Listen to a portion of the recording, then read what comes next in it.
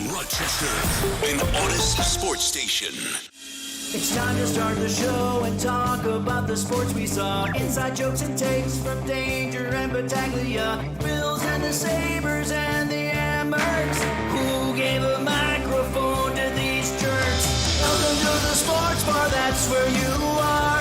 Welcome to the sports bar, that's where you are. Welcome to the sports bar, that's where you are. With Danger and Battaglia. Here we are.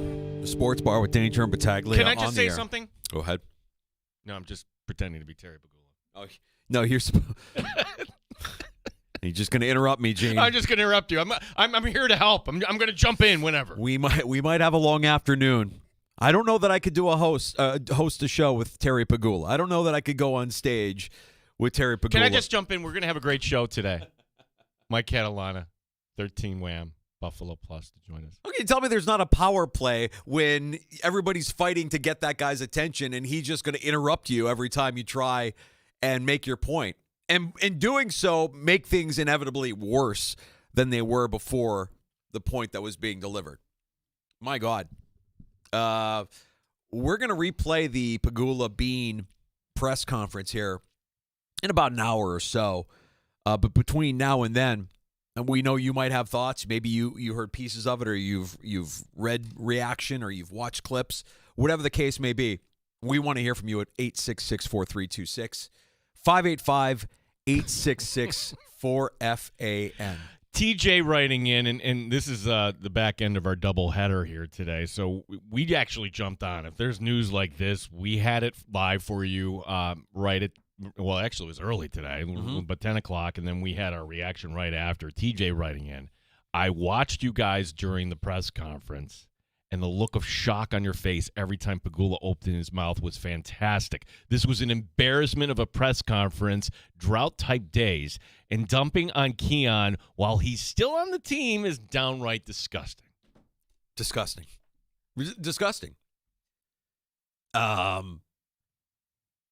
Yeah, I mean, let's start with that.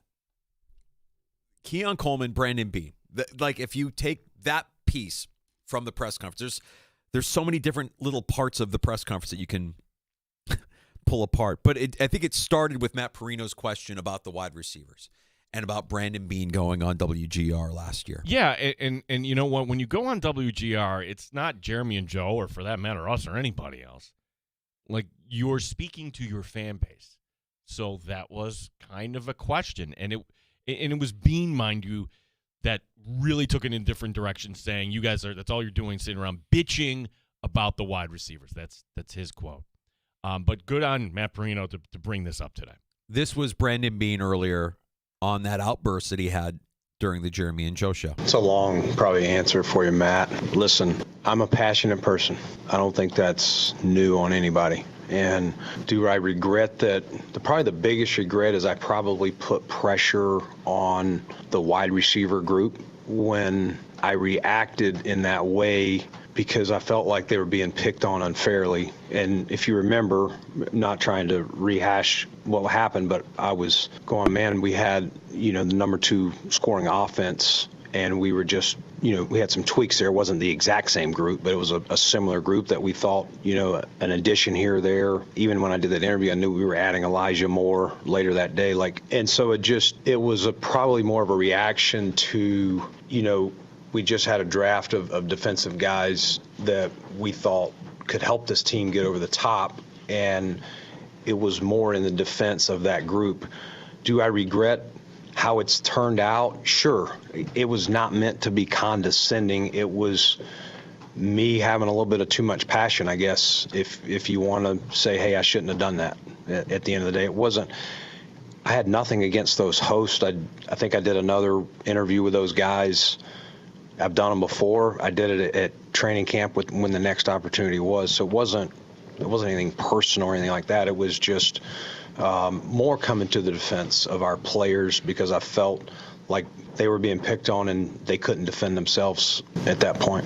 So it started with that. It started with Beane defending, his actions and not really apologizing, but just basically saying, hey, I'm a passionate guy and my emotions got the best of me. Yeah. Okay. Then leave well enough alone right there. Uh-oh. Well, yeah. First of all, well, okay, let's do the Keon piece, because the Keon piece, and this is where Terry Pegula injected himself into the Keon Coleman conversation. Brandon Beane was making a point. Yeah, I mean, Can I interrupt? I'll address the Keon situation. The coaching staff pushed to draft Keon. I'm not saying Brandon wouldn't have drafted him, but he wasn't his next choice. That was Brandon being a team player and taking advice of his coaching staff, who felt strongly about the player. And, he's taken, for some reason, heat over it and not saying a word about it. But I'm here to tell you the true story. Wow. Just wow. That's jaw-dropping. That right there is, if that was the only part of the press conference you heard, you'd be like, that guy owns the Buffalo Bills? He thought it was a good idea to say that about a player who's still on his roster? The coaching staff, mind you, They're gone. A leading candidate here is Joe Brady. So Black and Adala pointed that out. If you're Joe Brady and you have options, and you are getting thrown under the bus for this? Wait, we can give Brandon Beane credit for the Josh Allen trade, but then not for this. Oh, funny thing, the way social media works, there are receipts. Thor Nystrom, Jeremy White, everybody like clip of Brandon Beane at the combine, looking at the 40 time for Keon. Oh, that's good. That's a good time. That'll help him when we need to select him. So here's a theory. What happens on that draft night? Bills trade down. Oh, my gosh, they trade down. With Kansas City. We all hated it. Hated it. At the time, we're like, holy cow, Worthy in that offense, bad, bad, bad. If we're saying that, theoretically, and you were Sean McDermott or Joe Brady or whoever, oh, my gosh, we didn't get Xavier Worthy.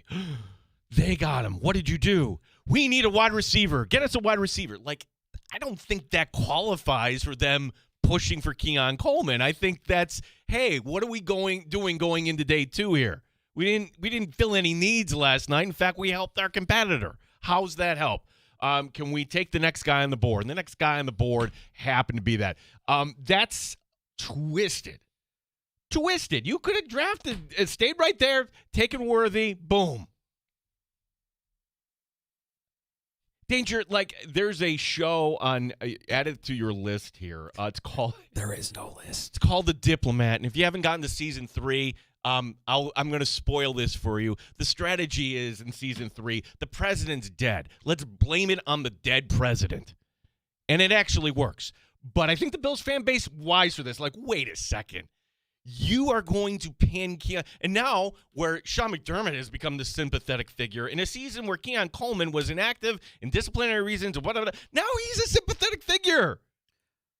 I mean, if you're Keon Coleman, are you asking for a trade? Yes. Immediately, right? Yes. I can't be a part of this circus anymore. Yeah, and if I hear my owner be like, well, it's the coaches, that's great. Yeah. Who's second in command? It's Brady. A guy that you're considering for the head coaching job, he's not the next Bills head coach. That's kind of what I'm inferring here, Danger. Brandon Beane was explaining why the Bills fell short. I believe this is the clip where Terry once again had to inject himself. Yeah. I mean, Jay. A bad call. There it is. Yeah, I mean, Jay, I would say we went to Jacksonville and we won, a good team. And then we went to Denver, who was the 1 seed, and we obviously had turnovers in the game, but I would say we had every chance to win that game. And as I said earlier, not be playing here. So we didn't get it done, but it doesn't mean that we didn't have the opportunity or have a team that could have gotten it done. If you don't have Terry in there saying a bad call, everything Beane is saying makes sense to me and I'll accept it. But hearing Terry say a bad call, stop. It's not changing anything. Terry Pegula should be fine for this. Like, you have others ranging from $25,000 to $500,000. I think he's going to face a 6-figure fine for this. You can't have an owner criticizing officials. We, as fans, media, yeah, have at it. We can debate it. You can't do that. That hurts the integrity of the game. It's over with. But that's the thing that a lot of Bills fans are kind of wrapping their mind around. If you go to the beginning, and when we play this for you later on, Terry Pegula saying he made this decision upon going into the losing locker room following the game in Denver. You can't be serious. You're basing your decision, arguably the biggest decision in your history here as the owner of the franchise, to fire the guy who's led the team for the last 9 years. You are basing your decision based off of emotion, based off of Josh Allen crying, based on Josh Allen. Well, he couldn't even lift his head and acknowledge that I was there. Who cares? Danger, like, emotion should never come as part of this. So am I to believe that that's true? Or am I to believe that, you know what, that's just a convenient lie, that this was always going to be the case, that, hey, you don't get us to a Super Bowl, bye. And I think that might be the case, because why was there so much emotion in the first place? Because Allen and Dawkins and everybody else that was crying in that locker room, and we're joined by Mike Catalana coming up later, he was in that locker room. This was different. They all knew it was over. A friend of the show listens often, and over the weekend was saying how mad he was after the loss that we haven't heard from Terry Pegula, that it's been years since we've heard from Terry Pegula. It's been years since Terry Pegula has taken questions. And I was curious as to what those questions you would want asked were, and a lot of those questions were asked today. But I also said, be careful what you wish for, because if he speaks, you're not going to like what he has to say. I don't need to hear from him. He can be the owner, and that's fine. And I'm sure he does a lot of great things in the community, and all of that is fine and good. But I don't need to hear from him. He does not present well as the owner of these two franchises. No. Today was a PR disaster. Today was supposed to be a day that you are showing empathy for the fan base. You're upset. We're upset too, and we're going to figure this out. And as unpopular as this move may be, this is something we felt, and we thank Sean, and we thank for this, and we're excited to talk to other people and get new ideas and to help Josh. And that's not how this came off at all. If you wanted to believe, and I believe that Brandon Beane, in the back of his head, regardless of what the outcome of Saturday was going to be, in the back of his mind is thinking, all right, who are we going to get if this goes sideways? Who are we going to get? I imagine that Brandon Beane is a smart enough guy in his position that he would be thinking forward as to, if this goes bad, then what? But if you listen to Beane, or if you listen to Pegula today, no, this was emotional, a snap decision, a decision I made based on how everybody was feeling after the game, that we hadn't given it any thought or hadn't discussed it prior to making the decision. We made the decision, we stuck with the decision, and we made the announcement on Monday. I'm like, whoa. A little terrifying to know that your owner makes those kind of heavy decisions based off of emotion. Snap decisions based off of emotion. Well, can I jump in? Of course. Thank you for not interrupting. Yes, you may. And another thing. And another 8664 FAN. Today just being an absolute joke, and everything with Pegula. And I just want to hear from folks here. Like, there is so much meat on the bone. We are going to have that replay coming up in the 4 o'clock hour. Waiting patiently. Tim in San Diego. Hey, Tim.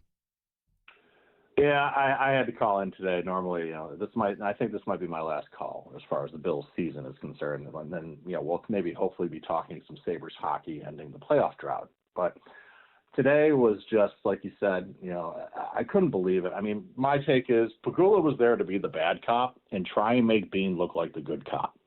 And I don't know if he really succeeded or not. I mean, of the thousands of takes you see on social media, you actually have people thinking, well, maybe Beane didn't know this was really going to happen. And trying to maybe take some heat off the whole power play scenario that happened 5 weeks ago, whatever. And, I think, and Pagula just, again, like you've mentioned, and obviously, that's the majority of people know, just looked awful today. I mean, if there's any transparency and accountability, is that Terry Pagula is nuts. He's got to stay in his lane. He should never be in a press conference ever again. And maybe because of that type of leadership, that leads to Bean going on the radio and trying to defend him. I mean, maybe there's obviously a lot more going on in that front office than we are aware of. And that's what came to fruition today. Now, as far as Keon Coleman is concerned, yeah, totally Bush League, not fair to pick on one person, obviously, and obviously the receipts you mentioned. And, but there's also people who say, well, that's tough love. He brought it on himself by missing meetings and so on. And there's a point to that, obviously. He did bring a lot of things on himself. But to pinpoint just Keon Coleman was I couldn't believe it. I was like, you can't throw anybody on your team under the bus. And then we see in Josh the emotion and all that. You're basically blaming, you're saying, okay, I made that decision because I saw Josh crying and he couldn't acknowledge me. Other people, emotions got to go to the wayside in professional sports, and it's amazing. And when he brought up, the maturity issue of Keon Coleman, I'm going to borrow something from my brother, what he said earlier today. He said, yeah, he's the last person that should be talking about maturity, especially when he was hitting on his much younger future wife who was waitressing at a thruway stop. So there you go. Wow. Yeah, Tim, Thank you. Unbelievable. What a blast. Wow. Walk off. Just quickly, since you brought up Kim, and JD and Webfield on X reached out to us late yesterday during the show asking the question, curious to know what we think about if Kim Pagula was in good health, would this have gone down any differently? And I think the answer to that after what we heard today is unequivocally yes. Yes, she always presented as savvy, smart, measured. She was the face of the franchise, and you could see she was on a fast track. The league like that. Yeah, absolutely. She was on committees. Absolutely. You could see that she was a rising star in this league. And, Terry got a little emotional when he was asked about the lack of amount of time that he spent in front of the media doing these kind of press conferences. He brought up the fact that he hasn't been able to watch his daughter play tennis at the Australian Open, which is a unbelievable first world problem. But I will sympathize in that caring for a sick loved one, your wife in this case, is taxing. It's a strain. It's a toll. It takes a toll on your family and on your time. And so I get all of that. I don't know that ever changes. And honestly, after today, I don't know that we need to hear from Terry Pagula. I don't know what would constitute Terry Pagula needing to get in front of a microphone again to give anything other than a prepared statement. Because when he's off script, it's a disaster. It's bad. It's bad. To the point, Danger, where, okay, when this news happened, consensus, hey, this is a good job. This team was has always been on the edge. They just need to find their coach. I'm listening to Black and Abdallah. I see the tweet from Mike Greenberg and others. Okay, take away Josh Allen. Give me the other things that are good about this vacancy right now. Right. You can't find one. It's a job where, hey, the expectation is get to a Super Bowl. Mm-hmm. If not, win the darn thing. Greg Basically echoing that on X at the Fan Rochester. The photo negative side of our comment about Brady he may want out after this presser. Is it possible that the presser could have turned potential head coaches away? I can't remember if I said this on the air or off the air earlier this morning, but a good quarterback is one hell of a deodorant for dysfunction. You can look around the league and teams that we've always viewed as dysfunction because it starts at the top and you look at the ownership. Let's use Cincinnati as an example. Well, we seem to talk about Cincinnati an awful lot.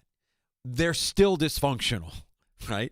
But they have Joe Burrow. And so as long as they have Joe Burrow, they have a chance. I don't want to put the Bills in that category. They've been more consistently successful than the Cincinnati Bengals. But the parallel is you have Josh Allen. And as long as you have 17, and this is why if if you're really rattled by what you heard today and it really, really makes you upset, I guess if there is a silver lining to this, the silver lining and the ultimate selling point to anybody who wants to come in and be the head coach of this team is we have the best quarterback in the league. We have a superhuman. Now, he didn't play like it the last time we saw him, but that's part of the new coach's job is to rein him in and to get him to play within the structure the way he did in his MVP season. Really, that's what this is, right? Like if you compare 2024 to 2025 Josh Allen, he was just more cavalier in 2025. More reckless with the football, more reckless with his body, took more sacks, didn't have the discipline to take what was being given to him for one reason or the other. That's going to be the task of the new head coach. And I still think it's an attractive job, if only because of Josh Allen.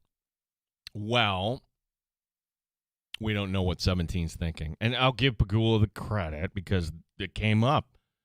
You know, what did Josh know when? Is he on board with this? As far as like timeline of that, yes, Terry Pagula did talk to Josh Allen after Pagula had made the decision. So according to him, not involved in the decision process. What did Allen think of the decision? That conversation remains private. But in terms of the hiring process, Allen will have a voice in this, which, all right, if Allen has a voice in this, all right, does it end up being one of his Goombas? Is it Daboll? Is it Davis Webb? That's why, like, I think the signs are Allen, pointing if Allen is involved in the process, if he has a voice in the room, then offensive-minded play caller feels like the play. Matthew tweeting us at the Fan Rochester. With one press conference, Terry Pagula has taken what was the best opening in the NFL to a much less attractive place to be. It's true. It's true, but if it's Daboll, he knows what's going on. Like, if you were working in there, like, that's why what McDermott did. Now that you removed Sean McDermott out of the equation, whoa, he had to deal with that, reporting to that. Imagine having to talk daily almost with the owner like that. Daboll, there's nothing about Daboll that excites me. If it ends up being Daboll, and look, we haven't even talked about the list of names that are being interviewed. Daboll is one of many. Now, is it fair to say, Danger, that maybe they really don't know? Like when we use the Dungy example, well, that's because you knew you had John Gruden, you could go get him, and they eventually did. Like, what is the plan here? Don't know. Don't know. And I guess right now the thing that is most exciting, the candidates that are the most exciting are really the unknowns. I'm not excited about the candidates that we know, that we've experienced firsthand, whether it's Daboll. I saw Anthony Lynn. Boy, Anthony Lynn. Whew. I haven't heard that name in a couple of years, couple of coaching cycles. Used to goof on Anthony Lynn. There's also, like, how crazy do they want to get? Because there's plenty of people speculating that the Bills, with this window, with this quarterback, could go and get you mentioned Shanahan. I mean, at least make the call if you're Brandon Beane to the Vikings. What will it take for Kevin O'Connell? To the Rams after the season's over. What will it take? How do we get Sean McVay paired up with Josh Allen? You're Sean McVay. You've had a pretty good track record there. That's great, well and all, but you need those coaches to actually be on board. And right. But the flaw here is, Danger, that Brandon Beane in all this got a promotion. And Brandon Beane, clarify, Brandon Beane always had the say on the 53. So this revisionist history about, team, but no, but he has even more power now. The next head coach will not have a direct line to Terry Pagula. That's probably good for the coach. But Beane is running this organization. Beane. He'll take it. Hey, look, he knows what he signed up for, and I think if the results are there, we'll forget a lot of this if the results are there. Going to be hard to forget some of the whiffs and some of the misses, but, because of how murky it is and who was that a McDermott guy, or was that a McDermott pick, or was that a Beane pick? They collaborate, so you don't really know. No, I think moving forward, it's like, oh no, it's squarely on Beane's shoulders. fascinating day in Bills history today. You could say fascinating. I'd also accept the word depressing, because to me it feels like Allen's still here. But this feels like a chapter of Buffalo Bills history, a fun chapter that didn't result in the ending that you want. This chapter's closing. This roster is going to look a lot different. The head coach we don't know, and some could say that's kind of exciting. But I go along with the thought that the soul of this franchise is gone. The idea that, hey, you want to come to Buffalo because we treat everybody like family and everything. That now you see, like, you need somebody, whoever it is you're bringing in. My concern with a guy like Davis Webb, 30 years old, I want to believe that he's going to have the same kind of glue that McDermott had, the ability to, embrace the past, look forward to the future, and be in the present.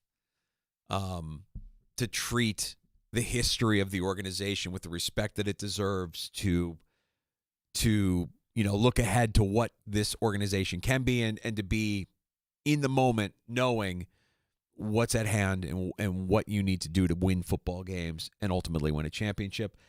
At 30 years old, I not to say he's immature. I don't know the guy personally. You want to believe that. We'll see. There's the process has begun. There are a lot of names, and it worked out well when they hired Sean McDermott. We didn't know who he was. We didn't really marvel at the resume, but they got the right guy for 9 seasons. Wasn't enough. Can they get the right guy again? And can it be enough?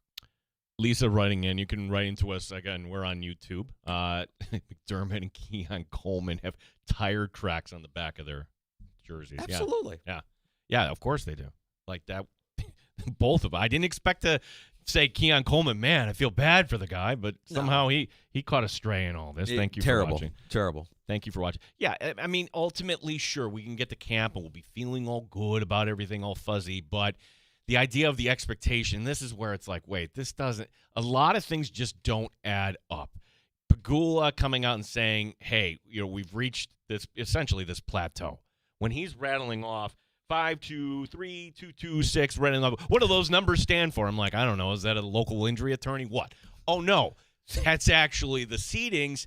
And I'm thinking, all right, he's making the point that we weren't good enough to get a 1 seed, and no, he's making the point that this team is good enough. It's good enough not because of the coaching, because of the roster that this man over here put together.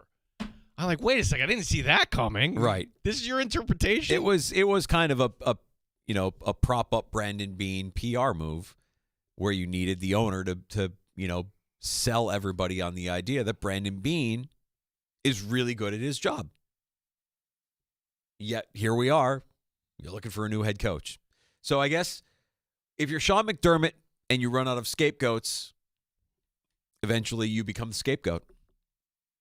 And that's what it feels like. It feels like McDermott was the scapegoat this year.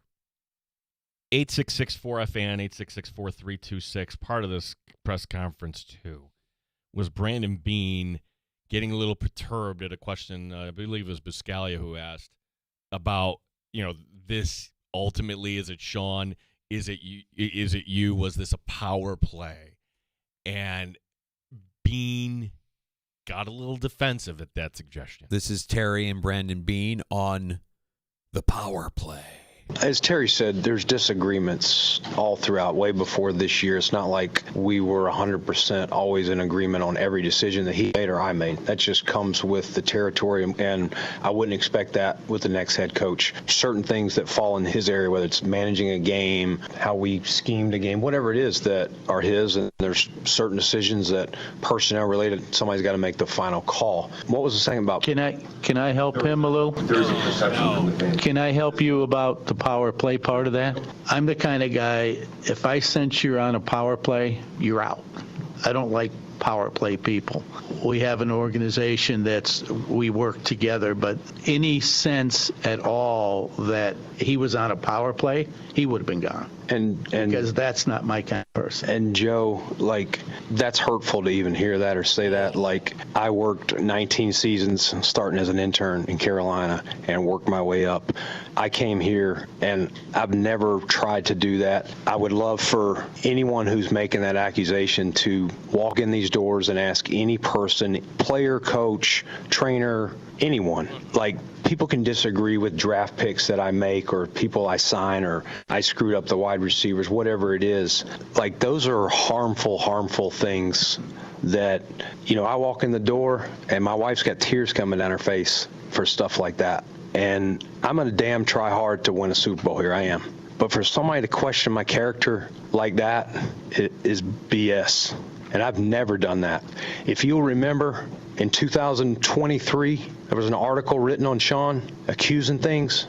Who stood up in front of every one of you guys and defended him and his family and everything he's done here? And then we went to Kansas City and we won that game. And I went down to Jeff, Missouri and said, give me a game ball. I'm going to show everyone that this team has his back. I've done nothing but have everyone's back. And so for someone to question my character, my integrity, that's where I draw the line. Can I quote Shakespeare, Danger? Methinks doth protest too much. It's a thing where, and you probably have somebody in your life like this, where the more they speak, the more BS they're feeding you, and they don't realize it. They don't realize, like, okay, I don't believe you. I don't believe anything. All he had to say was, that's not true. But when you're going on and on and on, and then Terry Pagula jumping in, and part of it, and this was where, oh, darn, there was a follow-up there. If you go back to that meeting, which, by the way, Vic Carucci with the report, as credible as they come on the beat, and Terry Pagula, oh, that never happened. What? Oh, really? Oh, really? Nope, somebody leaked that out, Terry. Sorry. Was it actually Sean McDermott who it became clear that I can't work with this guy, and that's where it all kind of started?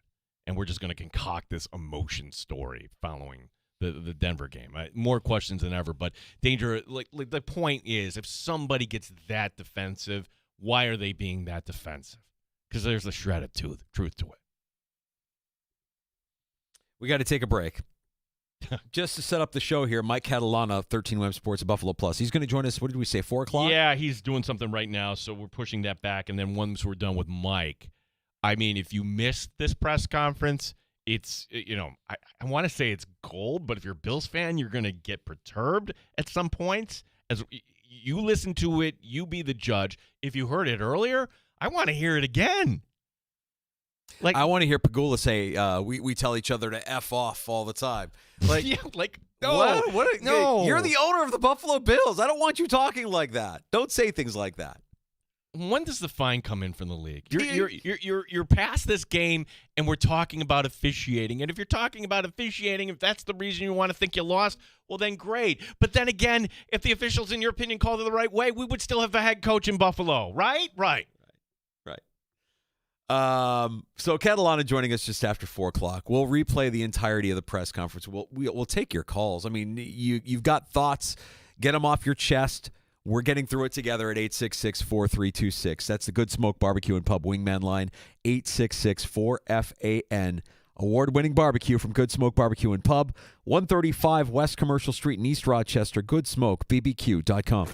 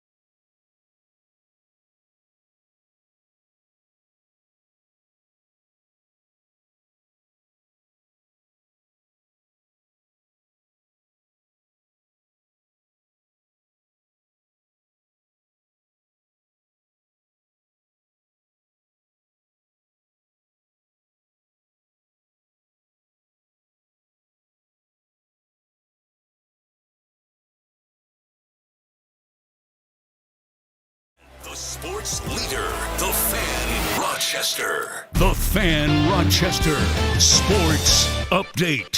For the first time in years, we heard from Terry Pegula today in a press conference setting. Pegula on why he fired Sean McDermott. I did not fire a coach based on a bad officiating decision. If I can take you into that locker room, I felt like we hit the proverbial playoff wall year after year. So I just sensed in that locker room, like, where do we go from here with what we have? 13 Wham and Buffalo Plus's Mike Catalana joins us next hour. We will also replay this press conference from Pegula and GM Brandon Beane coming up. The list of candidates for the Bills head coaching job so far: Joe Brady, Brian Dable, Colts DC Lou Anarumo, Dolphins defensive coordinator Anthony Weaver, Jags offensive coordinator Grant Udinski, and former interim coach Anthony Lynn. Sabres tomorrow night are in Montreal. Gene Battaglia, the sports leader, The Fan Rochester. Pull up a stool and join us. 585-866-4FAN. 866-4326. The Sports Bar with Danger and Battaglia on the Sports Leader. 95.7 FM and AM 950, The Fan, Rochester. 866-4326 is our phone number if you want to pull up a stool and join us. 585-866-4FAN. You can also reach out to us on X. That's Elon's Twitter. Yacht Rock John, one of our regulars, regarding the coaching candidates. Lou Anarumo's name has come up. Granted, defensive-minded, but would he be a good choice? I think in the spirit of casting a wide net, you talk to Lou Anarumo. You have an opportunity to talk to a guy whose defense has stifled your offense multiple times over the course of his time with the Bengals, and see what he's about. But ultimately, no, I don't think that that's a guy that you're bringing in. Only if you have somebody really, really good to be the offensive coordinator. And look, I know that everybody is gripping over the press conference today. He's not wrong.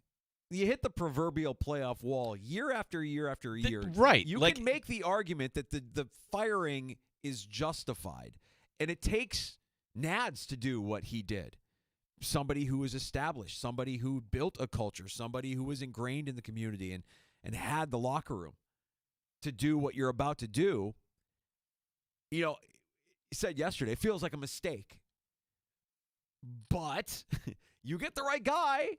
And you mentioned Dungy earlier, and you know, we've seen this happen where a turnaround can happen. It can work if the marriage is clean. I don't know. I mean, but I think in all these other instances, you knew what the next step was. If they know they're being very guarded about it, maybe with the rules in place, with the Rooney Rule, et cetera. But fast forward here, Gino. I mean, think about the stages that we're going to go through here over the course of the next weeks and months leading up to the grand opening of new Highmark Stadium. I mean, hope is going to spring eternal once again, regardless of who they hire as the head coach. You might be skeptical, but at minimum, you're going to be excited to see what happens with Josh Allen. We didn't even talk about it. Josh Allen might need foot surgery. Well, that's a big story, right? And they're saying, well, he'd be ready potentially, but that also may kind of play up. We have to acknowledge that Josh wasn't himself in that Denver game, whether it was upstairs in his head or, you know what? You're getting older, and if surgeries, off-season procedures are mounting, and it affects you, you could say it's not going to affect. No, it could have. It adds up, and it will affect you the older you get. So that's another element of this as well. But I'm trying to be glass full on this. I really am. I know yesterday I said it feels like a mistake, but I do think there's no way to do this where it wasn't courageous to do it the way he did it, or to talk about it the way he did it today. But it is courageous to make that heavy a decision and know that it could fail spectacularly. There will be a honeymoon with the new head coach. We can agree on that. It's hard to see now. No, yeah, that's what I'm thinking about the stages. But the one thing that has changed permanently is Big Baller Bean. Like the drop off, and this wasn't just this weekend. You go back to the wide receivers. You go back to these points along the way. This is somebody that we now view in a different light. That's for sure. Chris in South Central Kentucky bringing up a point. You can hit us on X. You can call us at 866-4FAN. Bean saying, quote, I worked my way up from being an intern. Comes across as Kyler Murray saying, don't say I don't take my job seriously. I've been a winner at every level. I will also say this.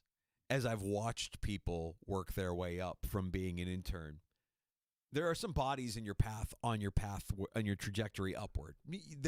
You know how to get there. You know that there are power plays. You know that you're going to have to leave some bodies in your wake if you're going to go uphill, if you want that upward trajectory that he's talking about there. 19 years. I started as an intern. Well, I mean, you didn't really stay stagnant. You didn't stay an intern. You went from intern to whatever the next step is, and then you took the next step.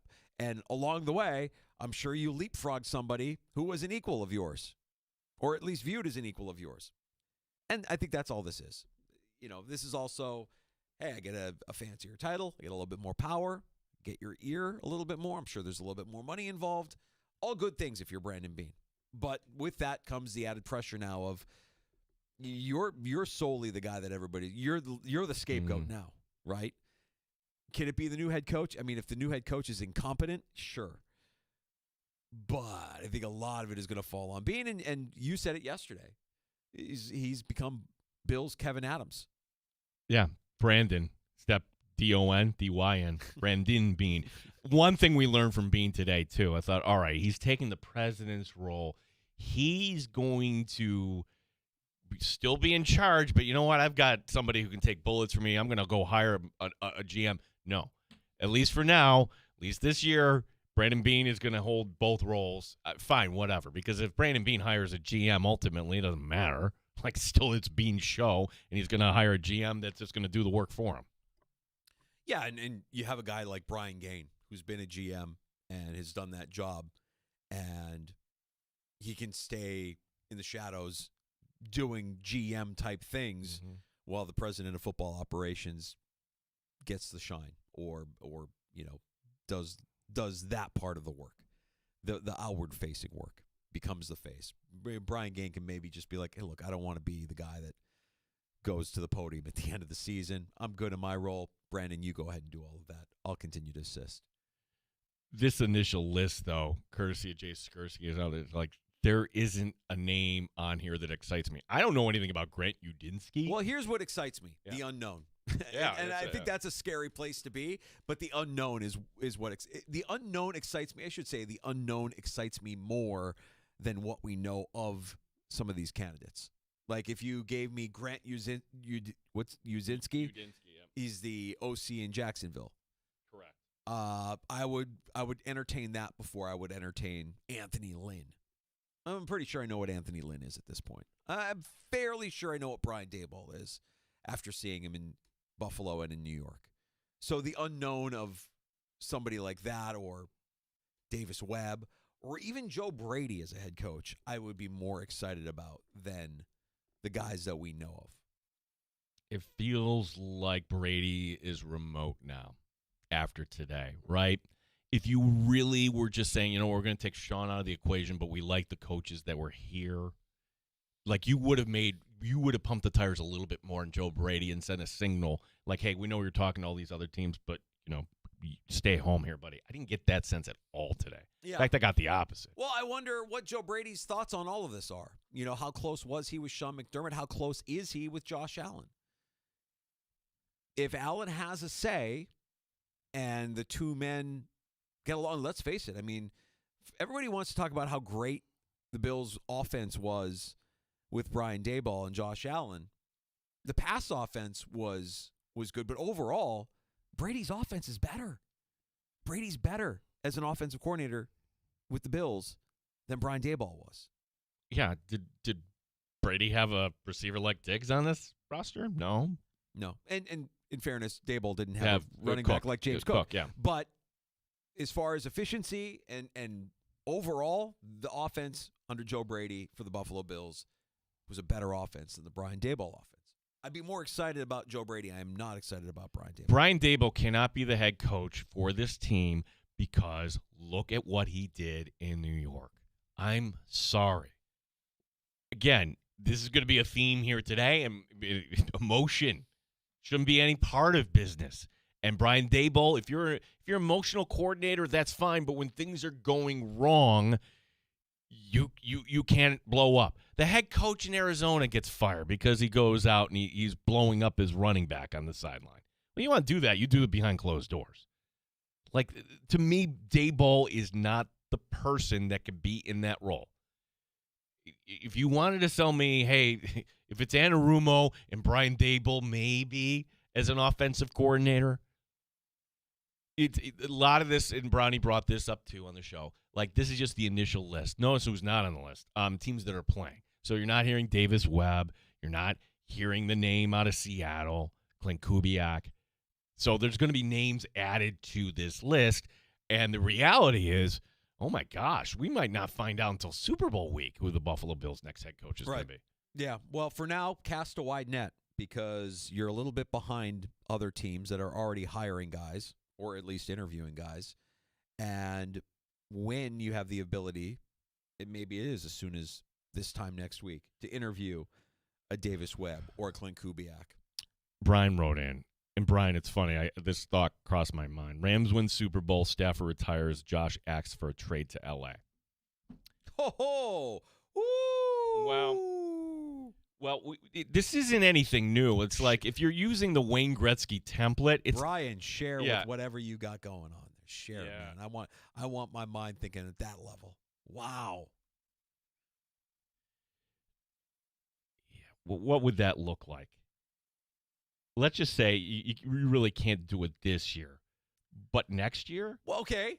Okay, like what? Okay, so if, and again, people half listen, but this is why you have to have Josh Allen on board, because if you did this post June 1st after next season, the dead cap figure for Josh Allen, want to take a guess?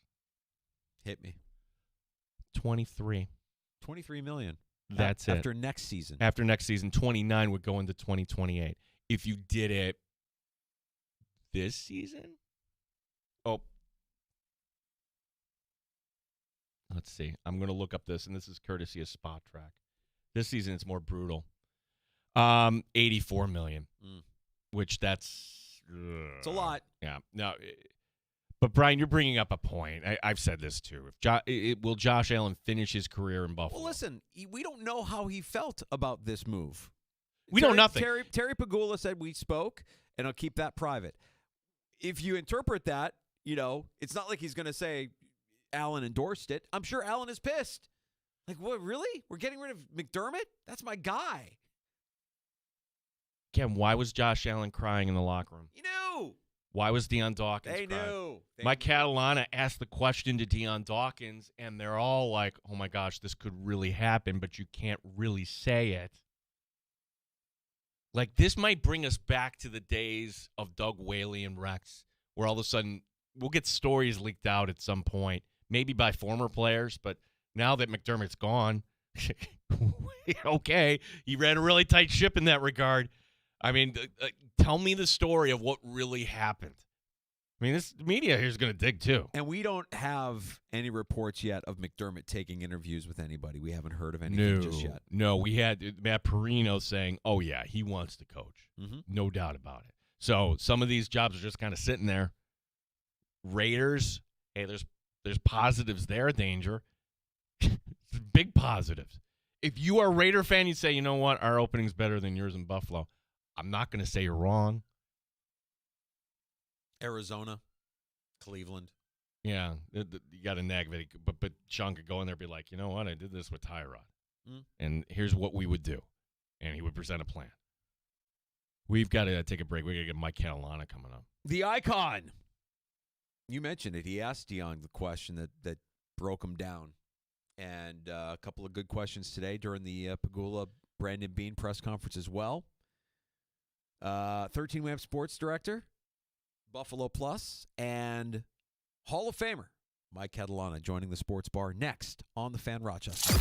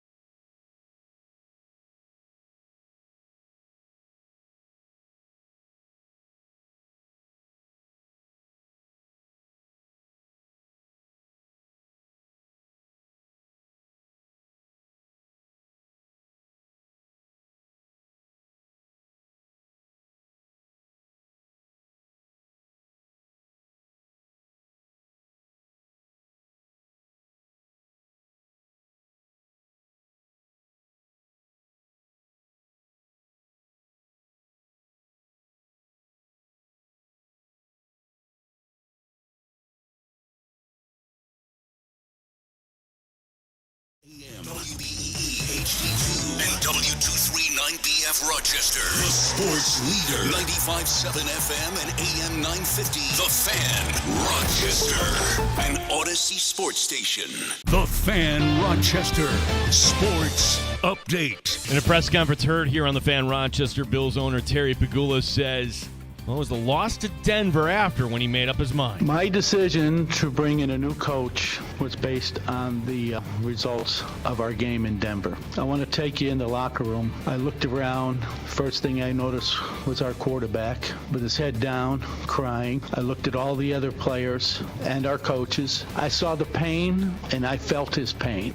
13 Wham and Buffalo Plus's Mike Catalana joins us next. We'll also have the replay of that entire press conference for you here in the Sports Bar. The list of candidates for the Bills' head coaching vacancies so far we know of: Joe Brady, Brian Daboll, Lou Anarumo, Dolphins DC, Anthony Weaver, Jags OC, Grant Udinski, and Anthony Lynn. Sabres tomorrow night in Montreal, Syracuse tonight hosting Virginia Tech. Gene Battaglia, the sports leader, the Fan Rochester. It's time to start the show and talk about the sports we saw. Inside jokes and takes from Danger and Battaglia. Bills and the Sabres and the Amherst. Who gave a microphone to these jerks? Welcome to the Sports Bar, that's where you are. Welcome to the Sports Bar, that's where you are. Welcome to the Sports Bar, that's where you are. With Danger and Battaglia.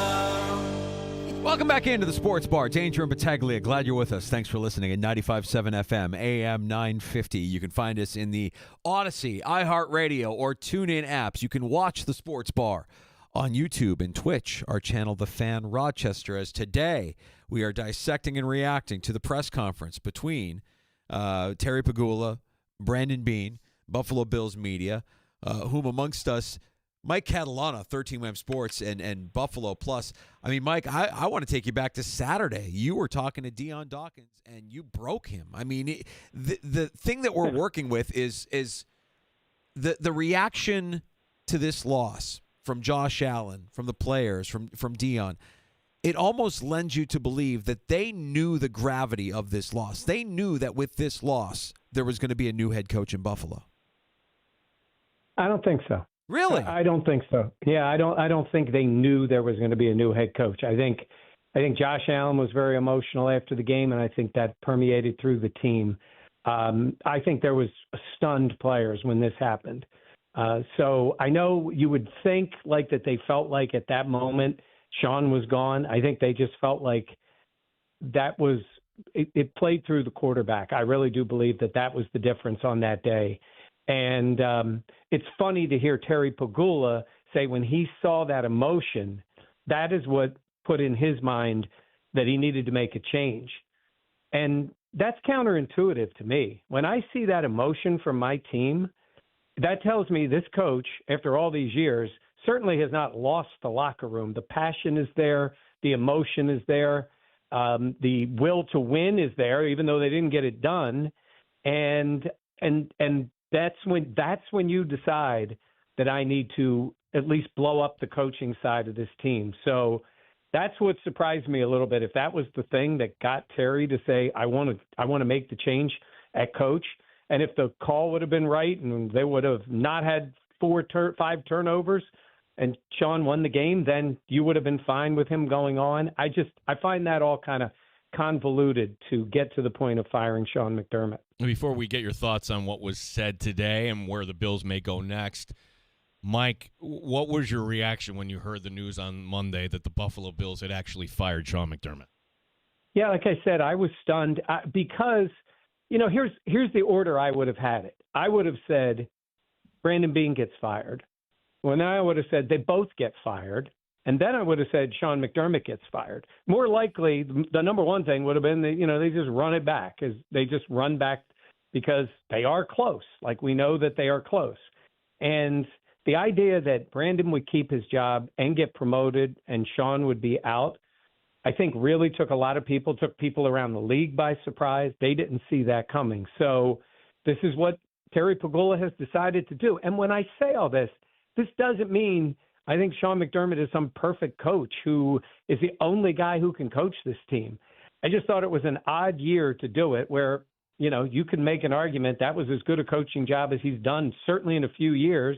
And you can make an argument that Brandon Beane, who's had a lot of success with this franchise, probably had his worst all-around year in 25. And that's the guy who ends up getting promoted, and the other guy is out. So that's the part that I think took a lot of people, and certainly a lot of people around the league by surprise, because it was not anticipated that Sean McDermott was leaving. Do you feel like this half measure is something that has worked in the past around the NFL? I know every team is unique and every situation is unique, but I struggle with the idea of it being one versus the other, and ultimately this coming down to a guy getting promoted because he watches the games with the owner and has his ear maybe a little bit more than the head coach did. Yeah, it's they were so tied together, and some people it's like, oh, how could that? How did that change? Sometimes it just comes with time and pressure and all the things that go with trying to get to a Super Bowl and win a Super Bowl, right? You can see how there could be a fracture there between the two of them. Now, being pushed back on that today and said there was nothing like that. And, but there was. I mean, there was definitely tension between them. Things had gotten tough, and each side believes the other probably should do more or do less, depending on how you look at it. So, yeah, I know everybody always comes up with the one, and then they'll hear about John Gruden going from the Raiders to Tampa Bay. Yes, that did happen. That time it happened, and he came and took over a team loaded with defense and star players on that side of the ball, and they beat his old team in the Super Bowl, and then he never won a game again in the playoffs. Now, Bills fans would take anybody coming in and winning the Super Bowl. I get that. But that's more of an exception than a rule to what usually goes on in the NFL. So this could play out great. The next guy could be the one, and he's the one who takes him over the top. But that next coach has got a lot to do between, getting hired and getting all the way to January, where Sean McDermott has gotten to and failed. There's a big road ahead of whoever that is. Mike, what is the best thing, in your opinion, for Josh Allen? Because it could be a totally new voice that we don't know, and if he's open to ideas, or is it, hey, we want to make sure that you're in a good headspace, and let's bring in fill in the blank, Davis Webb, Brian Dable, whoever it is? Because one thing we haven't heard from Josh. Should we just kind of expect we're not going to hear from him in April? Your thoughts here on number 17 and his role here? Yeah, I wouldn't be surprised if we don't hear from him.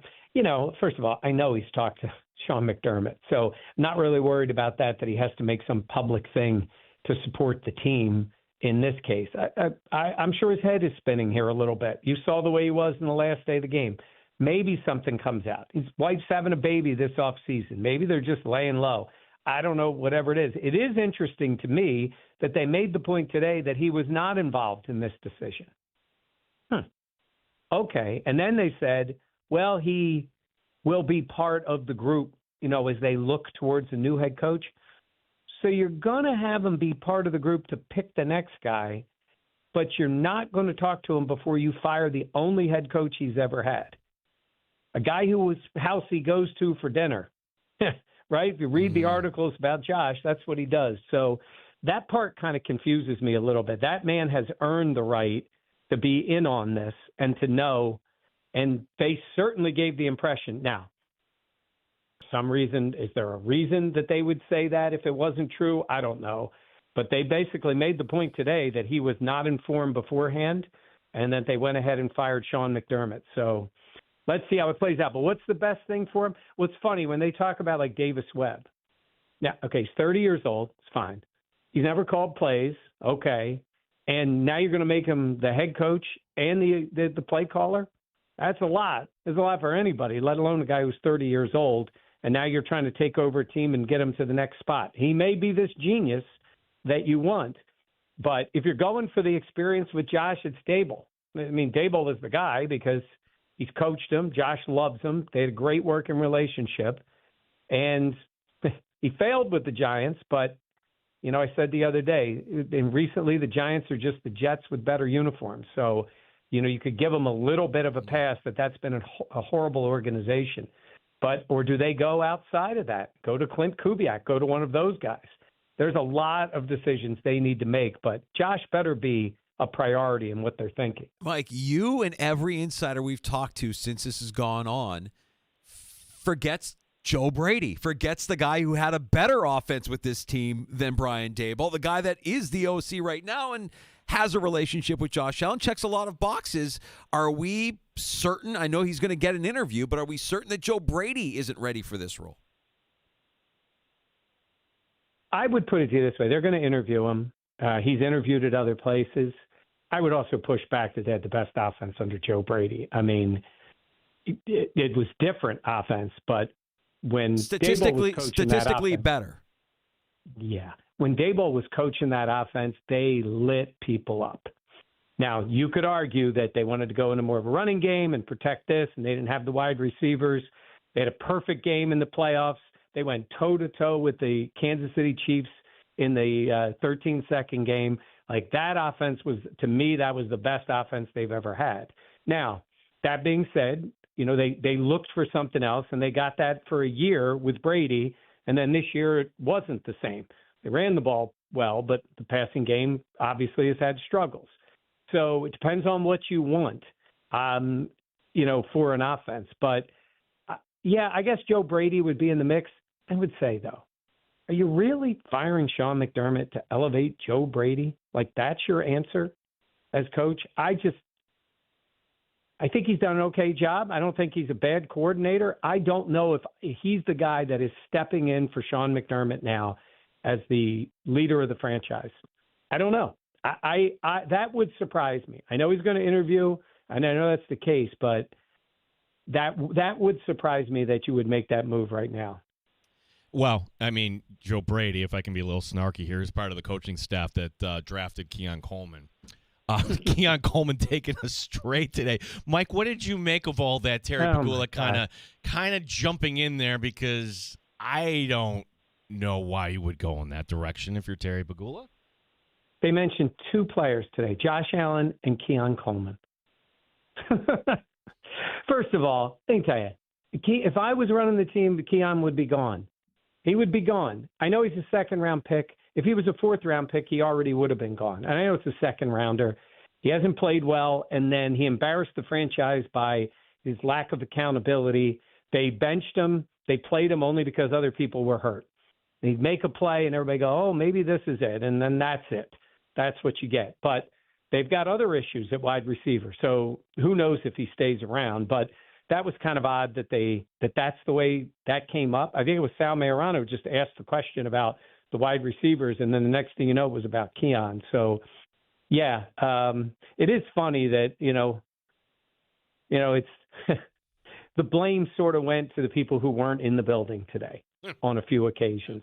And I found that to be kind of interesting. I know that happens everywhere, but it kind of felt that way today, that it was like on McDermott or on the coaching staff that isn't there and may not be back. This whole thing was supposed to be good publicity and good PR for Brandon Beane, wasn't it? I mean, Terry jumped in multiple times to try and help Brandon out as if he was struggling, when Brandon has done this in front of, you know, rooms full of reporters for years. Like, every time Pegula spoke, I felt like he was making this worse than it needed to be.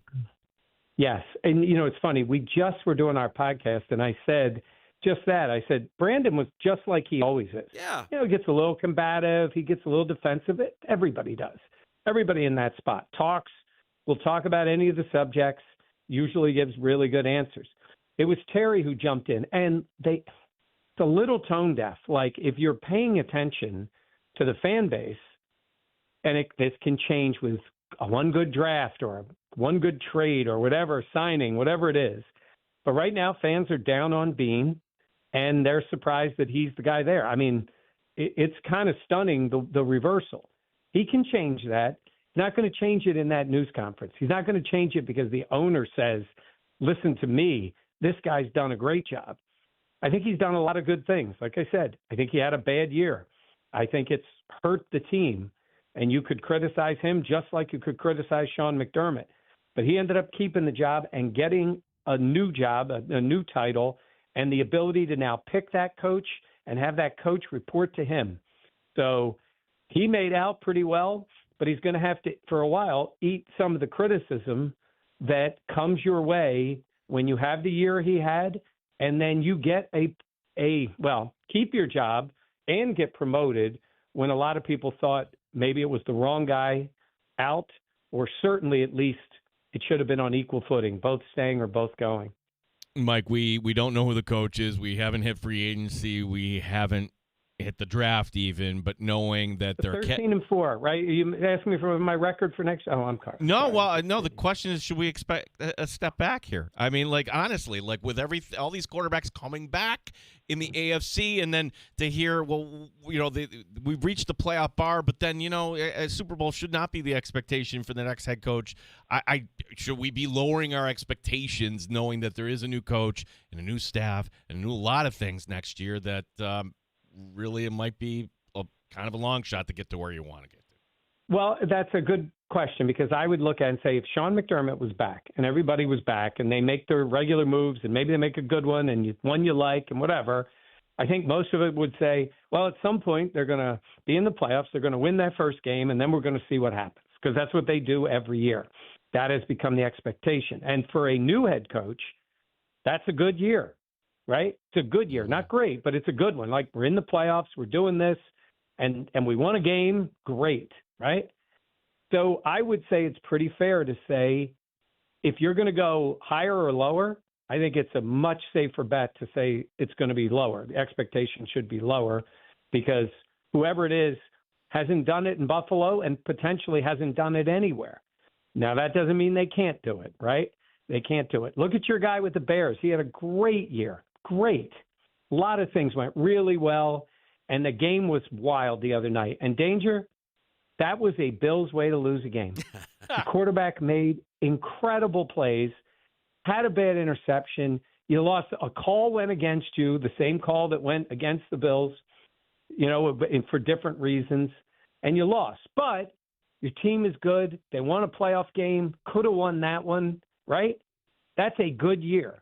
It's not a good year for Sean McDermott anymore, because he's been there and done that. And for at some point for the Bears, that's going to be a bad year too, because that's what ends up happening. So that's a really good year for a first-year head coach, and that is my point. Like, expectations change, but it's a hard thing to accomplish in this league to get to that point, and that's just what has been the baseline for the Bills. So knowing that Josh is going to be involved in conversations with the next head coach, is it fair to assume that it will be an offensive-minded play caller, even if it is a first-time play caller on the Bills' sideline next year? And we'll hear names like Lou Anarumo, and I think, yeah, okay, sure. Maybe you pick his brain and you cast a wide net to give the optic that you're talking to everybody. But ultimately, if it's up to Josh, it is that offensive-minded play caller. Yeah, that's funny, because Josh has had so much success, and he's had a defensive head coach the whole time. Now, like I said, really good with Dable, very good with Brady. So, you look at him and you'd say, I wouldn't say he's coordinator proof, because it didn't really work in the middle, but I would like to see that be the case, only because Josh is in that spot. He is a more fully formed quarterback, and with the right person with him to focus on some of those finer details and be the head coach, I think that would be fine. You've gone with a defensive coach, but it is still really, I still start with, it's a CEO job. It is, if you're a play caller, that's great. There's a few guys that do it well, do it really well, do both things, but it's tough to do both. But I would think they'd lean that way, but who knows who's going to. By the way, I'll just be prepared for this. Whoever it is, wowed them in the interview. You know that, right? That's always the way it works. They always wowed them in the interview. So they will wow them.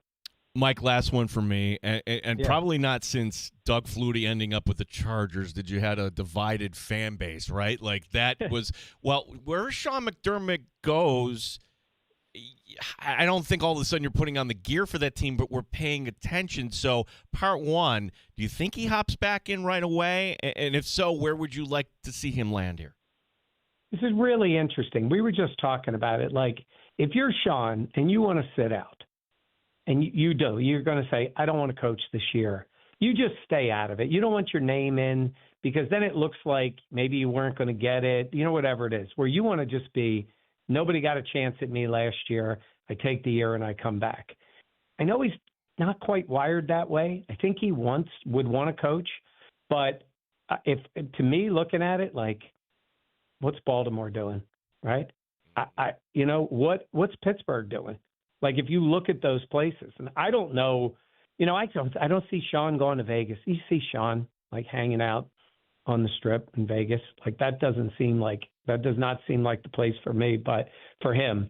But I could certainly see either Baltimore or Pittsburgh if he wants to get back in it. Doesn't he fit either one of those places? I would think, but nothing so far, right? We haven't heard his name anywhere yet. So, but I do think fans will root for him. It'll be a little harder to root for him if he's in one of those places and you're dealing with them on a semi-regular basis. But that'll be fascinating to watch to see what he ends up doing. If it was Pittsburgh or Baltimore, Mike, wouldn't that be viewed by their fan bases as a lateral move, considering that their organizations fired their coaches for essentially the same reason the Bills did with McDermott? Wouldn't it make more sense for him to be a part of a downtrodden organization, Cleveland, Arizona, somewhere where you mentioned Vegas, somewhere where you need him to work his magic and build a culture? Yeah, I mean, you could certainly argue Baltimore's got a better roster than the Bills do and have had a better roster, and they do have a quarterback. And maybe that's better for Sean. They have some players on defense. I see what you're saying is, like, who's the over-the-top guy for those teams? Pittsburgh hasn't won a playoff game in 7 years, so they got a long way to go over the top, and we're making it 7 straight years. And McDermott's beaten Baltimore the last couple of years, so he's been the last 2 times in the playoffs. So I guess that's where it's a little bit different. But, yeah, I guess he could be. I want him to stay away from Cleveland and – like if the Jets were smart, they would call him up. Now, I would never want to see him go to the Jets. But, a team like that to say, hey, come build this for us. Yep. It's got to go to somewhere that has, some stability. He created the stability in Buffalo. Let's be honest. He did. He did, along with Bean. They created it and then brought in Josh Allen, who was the perfect one. But you need some help in that way. I'll be fascinated to see where he goes. I'll be rooting for him to do well. The franchise is going to miss him. The next guy might be the one that wins the Super Bowl, but Sean McDermott has that place in the history of the franchise for what he did after the 17-year drought. Mike, you, Jenna, Dan, what is coming up on Buffalo Plus and 13 Wham we can go check out here? Yeah, we just put up the latest podcast, so this includes sound from the news conference today, our thoughts on really everything that happened and where they are now, and then we will continue, obviously, tracking all that's going to go on, names that have come up. I have a feeling that they're interested in guys that are in the Super Bowl or potentially in the Super Bowl, so this may go on for a little bit before they make a hire, but whenever they do something, we'll be there. Mike, appreciate the time. Know how busy you are today. It's good hearing your voice. Good having you on with us, bud. All right, fellas. We'll talk to you later. Got it. There's 13 Wham Sports Director Mike Catalana. Check out his work at Buffalo Plus. To his point, I had to go look it up. It's an interesting debate, right? But it's 2 different styles of offense. Daboll's last year with the Bills ranked first in points and first in yards. And that was with Devin Singletary as their lead running back. This year, 5th in points, 2nd in yards. But that's with a wide receiver. Yeah. So, honestly, they're both good. Yeah. I'm fascinated by the idea that everybody that we've talked to or asked about it, it's a complete over. It's not even being considered. Like nobody thinks he's not a top of mind candidate, which is weird to me. To me, I think it's perfectly normal that if you're going to let go of McDermott, that means all the guys have to. I have no problem with it. If it ends up not being Joe Brady, I'm not going to pout. But it's just weird that the guy that is there that could be the incumbent in an organization that, whether they say it or not, admit it or not, embraces the power play. That would be a power play, right? We didn't even get to the power play question with Catalana. So much. Oh, well, we should replay that, right? Yeah. We'll take a break. When we come back, We will give you the entirety of the Terry Pagula, Brandon Beane press conference from earlier today, a One Bills Drive. And then your reactions coming up during happy hour after 5 o'clock. You can join us at 585-866-4FAN, 866-4326. You're listening to the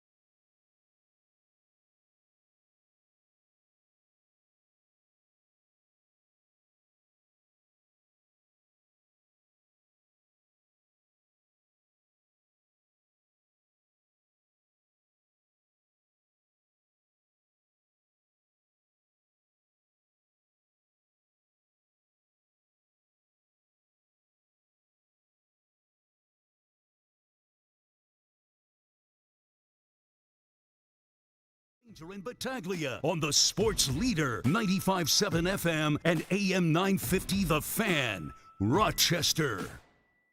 Welcome back into the Sports Bar. Danger and Battaglia. Glad you're with us. Thanks for listening.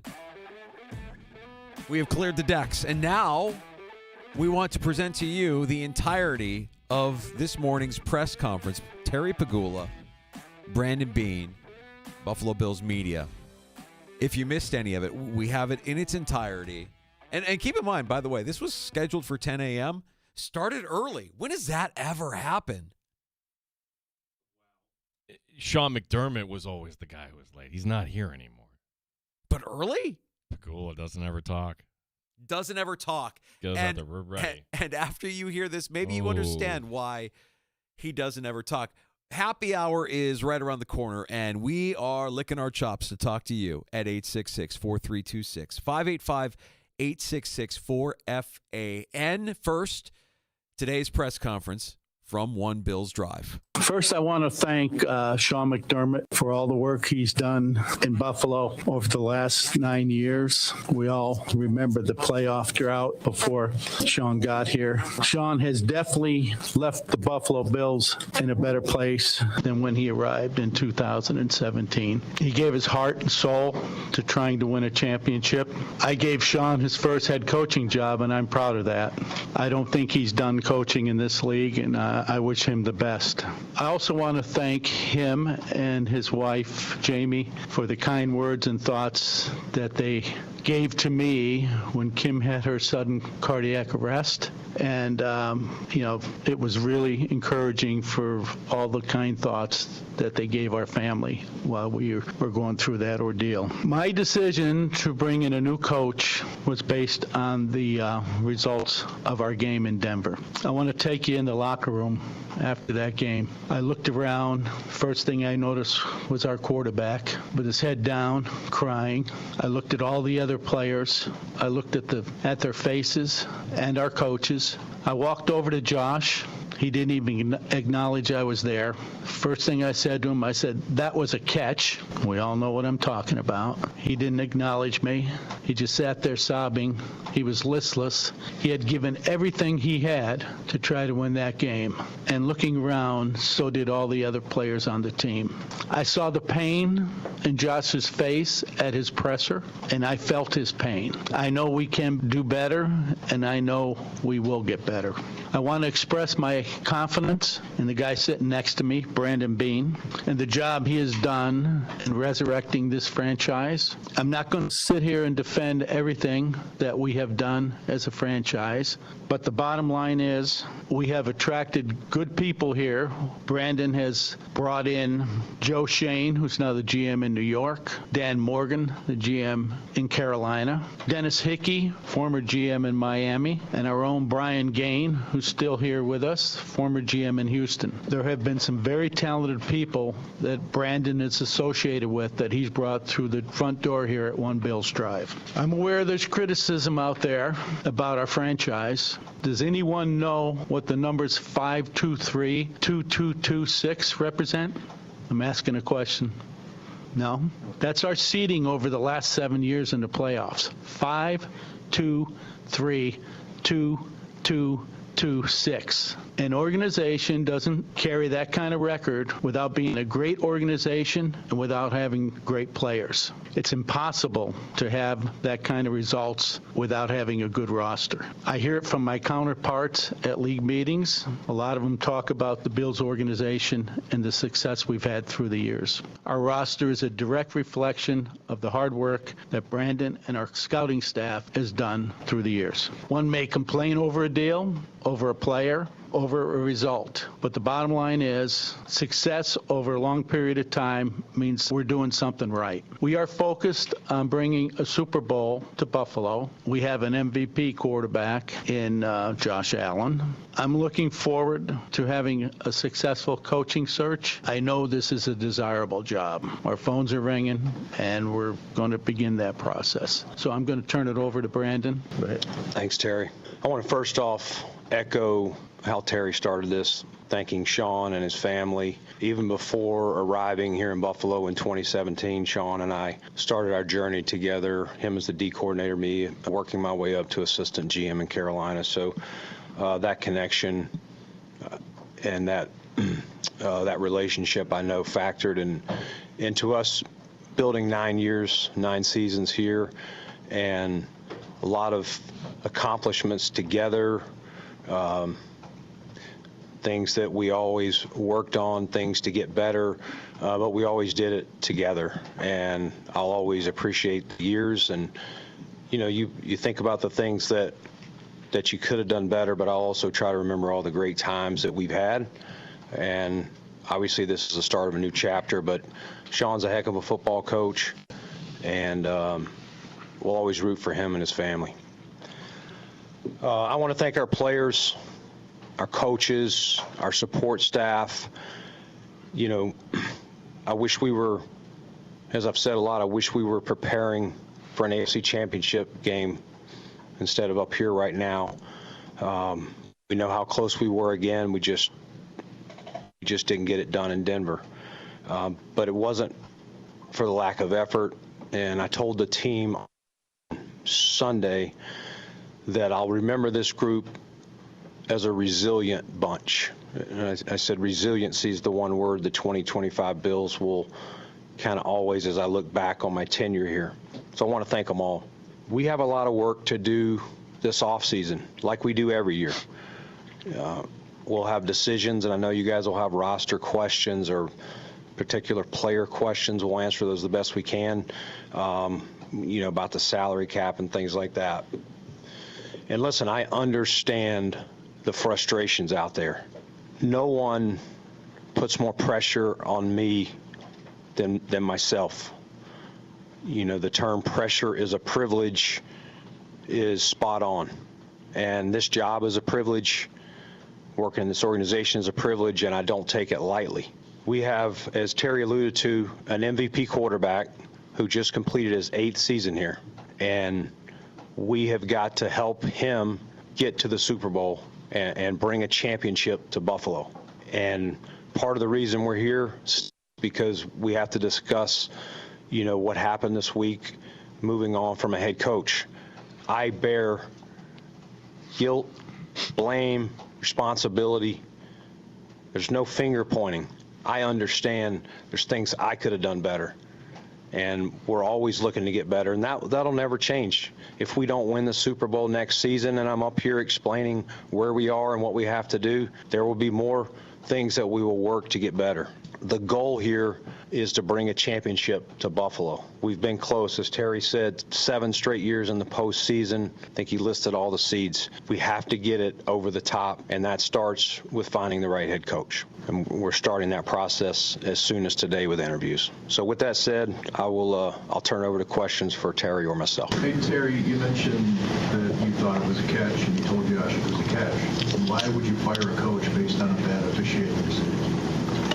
I did not fire a coach based on a bad officiating decision. If I can take you into that locker room, I felt like we hit the proverbial playoff wall year after year. 13 seconds, missed field goals, the catch. So I just sensed in that locker room, like, where do we go from here with what we have? And that was the basis for my decision. Terry, Brandon, there's a report out there that there was a meeting 5 weeks ago, and Sean expressed dissatisfaction with the roster. The report is that was part of what has led to this today.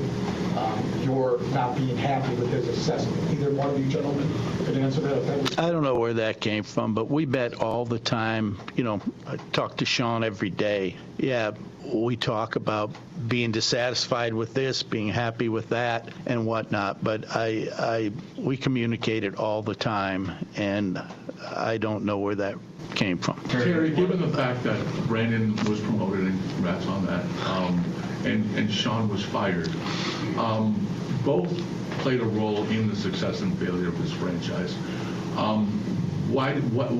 What came down to one over the other, or was it that easy? Like I just said, I believe it was, where does the leadership of the team on the field and in the locker room, where we go from that moment, which, another playoff failure.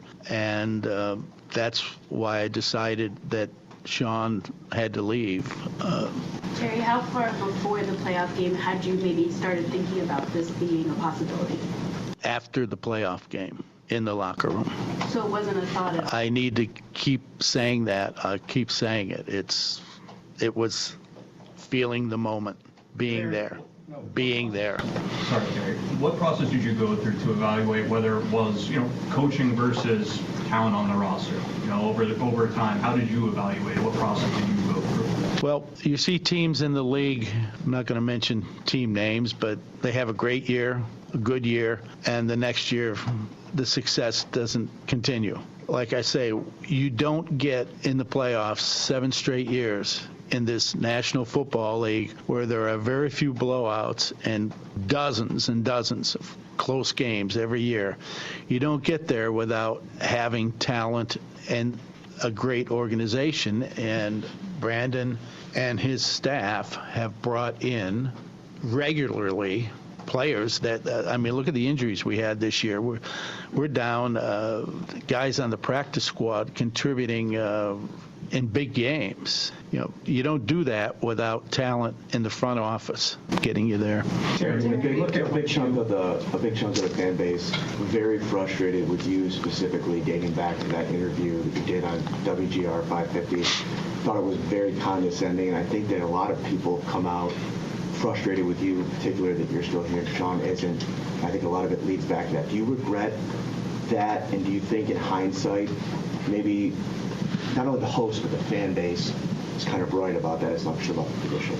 It's a long, probably answer for you, Matt. Listen, I'm a passionate person. I don't think that's new on anybody. And do I regret that?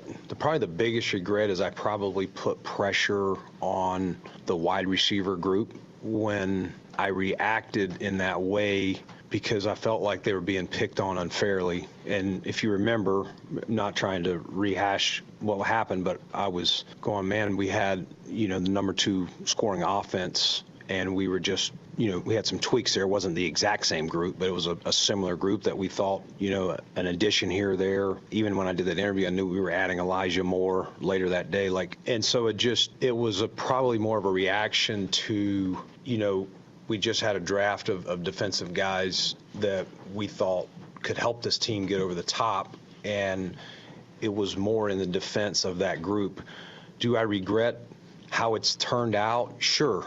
It was not meant to be condescending. It was me having a little bit of too much passion, I guess, if you want to say, hey, I shouldn't have done that. At the end of the day, it wasn't. I had nothing against those hosts. I think I did another interview with those guys.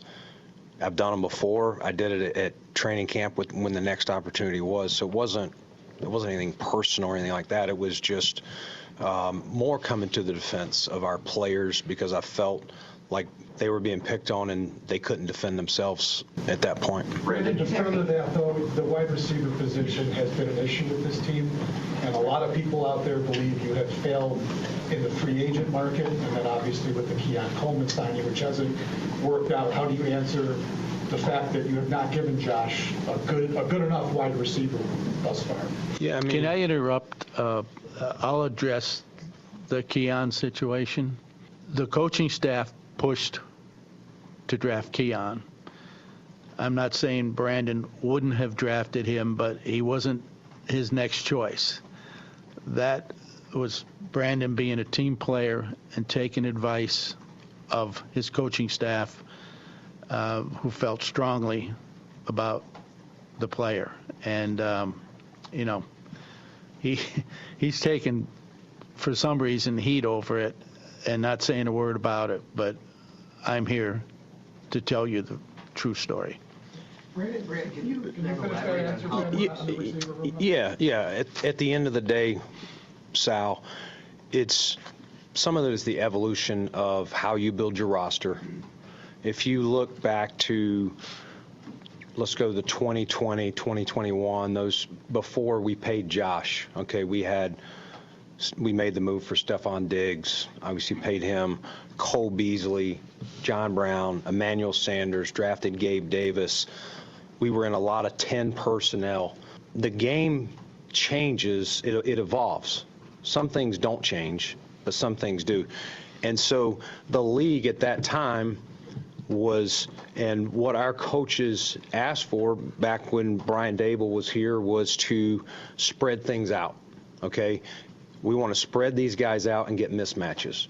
Well, then defenses started saying, okay, we're going to get smaller and more athletic, so we're going to bring things in. You've seen the last couple years, we've been in more with more tight ends on the field, running the ball more. So there's just different iterations of how you score points. And you have to, when you're paying Josh what you're paying him now versus what you were paying him in 2020, 2021, 2022, you got to make some sacrifices.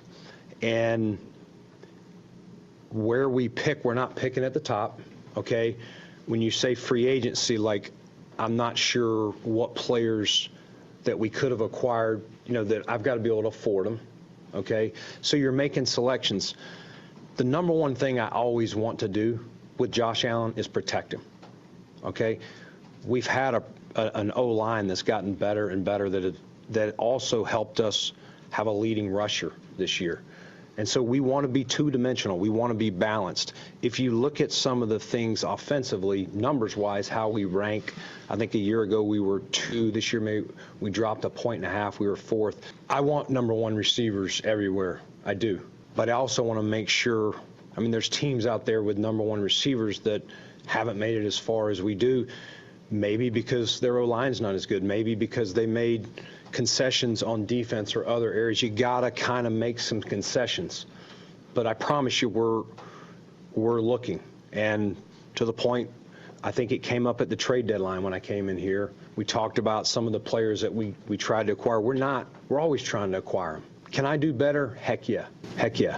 Brandon, at the trade deadline, you said that you felt the team had a championship roster. What, in your mind, led to the group falling short of that?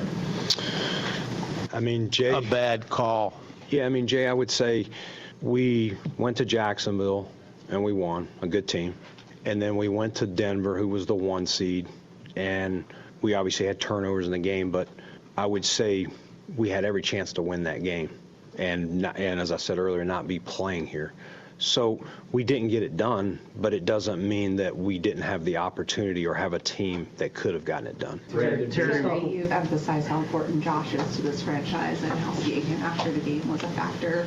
What input did he add, if any, on this decision to fire Sean, or what conversations have you had with Josh Allen? He didn't have any input at all. I didn't talk to Josh about this. I talked to him afterwards, and that conversation will stay private, but he had no input in it. The idea of everybody being in lockstep, which was a big part of bringing in your coach and your general manager at the same time, how did that dissolve?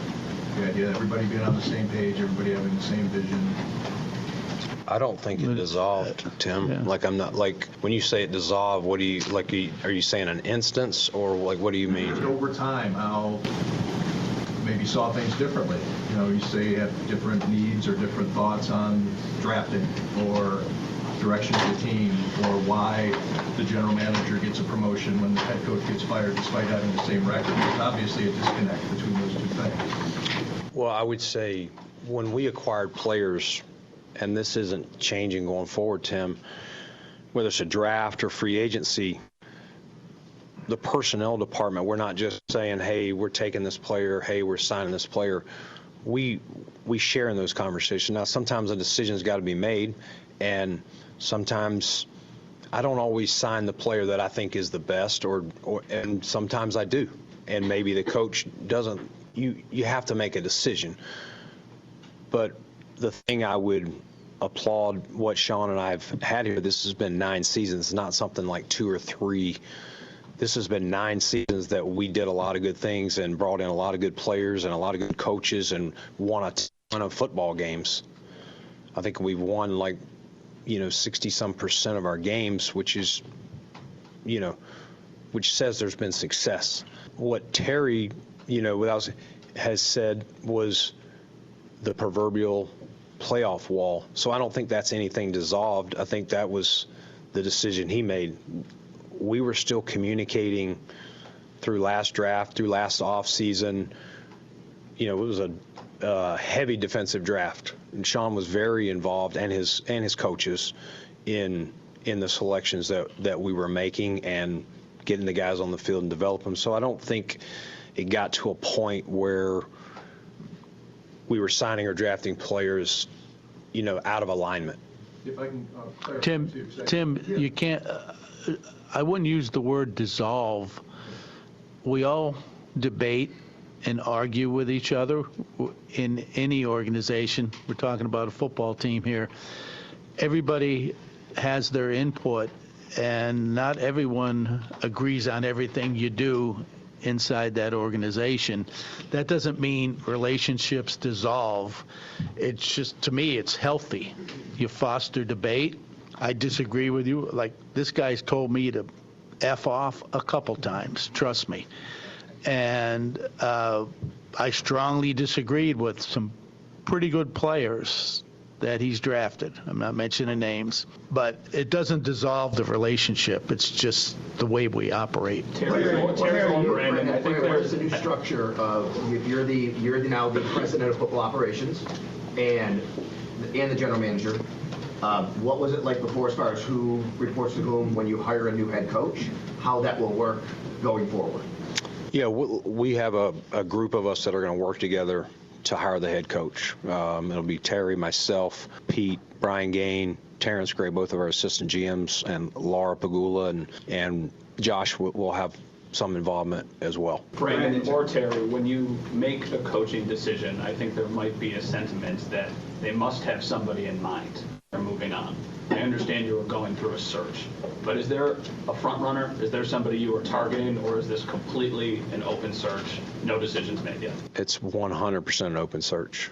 We're still sorting through the names. We're vetting names. Matt, I think Derek was telling me before we came down, some of the guys were leaked out that are coming in, but the list is not final, and there's still 4 teams playing too that candidates.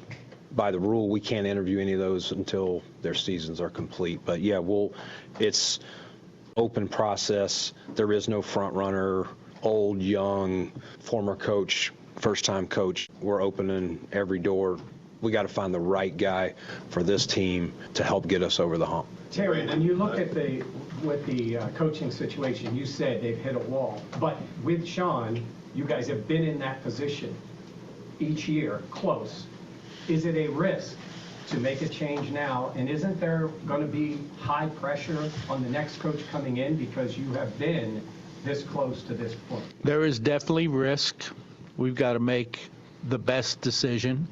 That's a fact. And what was the rest? Pressure on the new coach coming in because you've already established where you have been for 7 straight years. I can tell you this, there's desire. I don't know about pressure right now, but there's a lot of people that want to look at taking this job. There's a lot of interest. Is it Super Bowl or bust? Because in 2026. No. We can't say that to somebody coming in. We're making a change, and it's do your best job.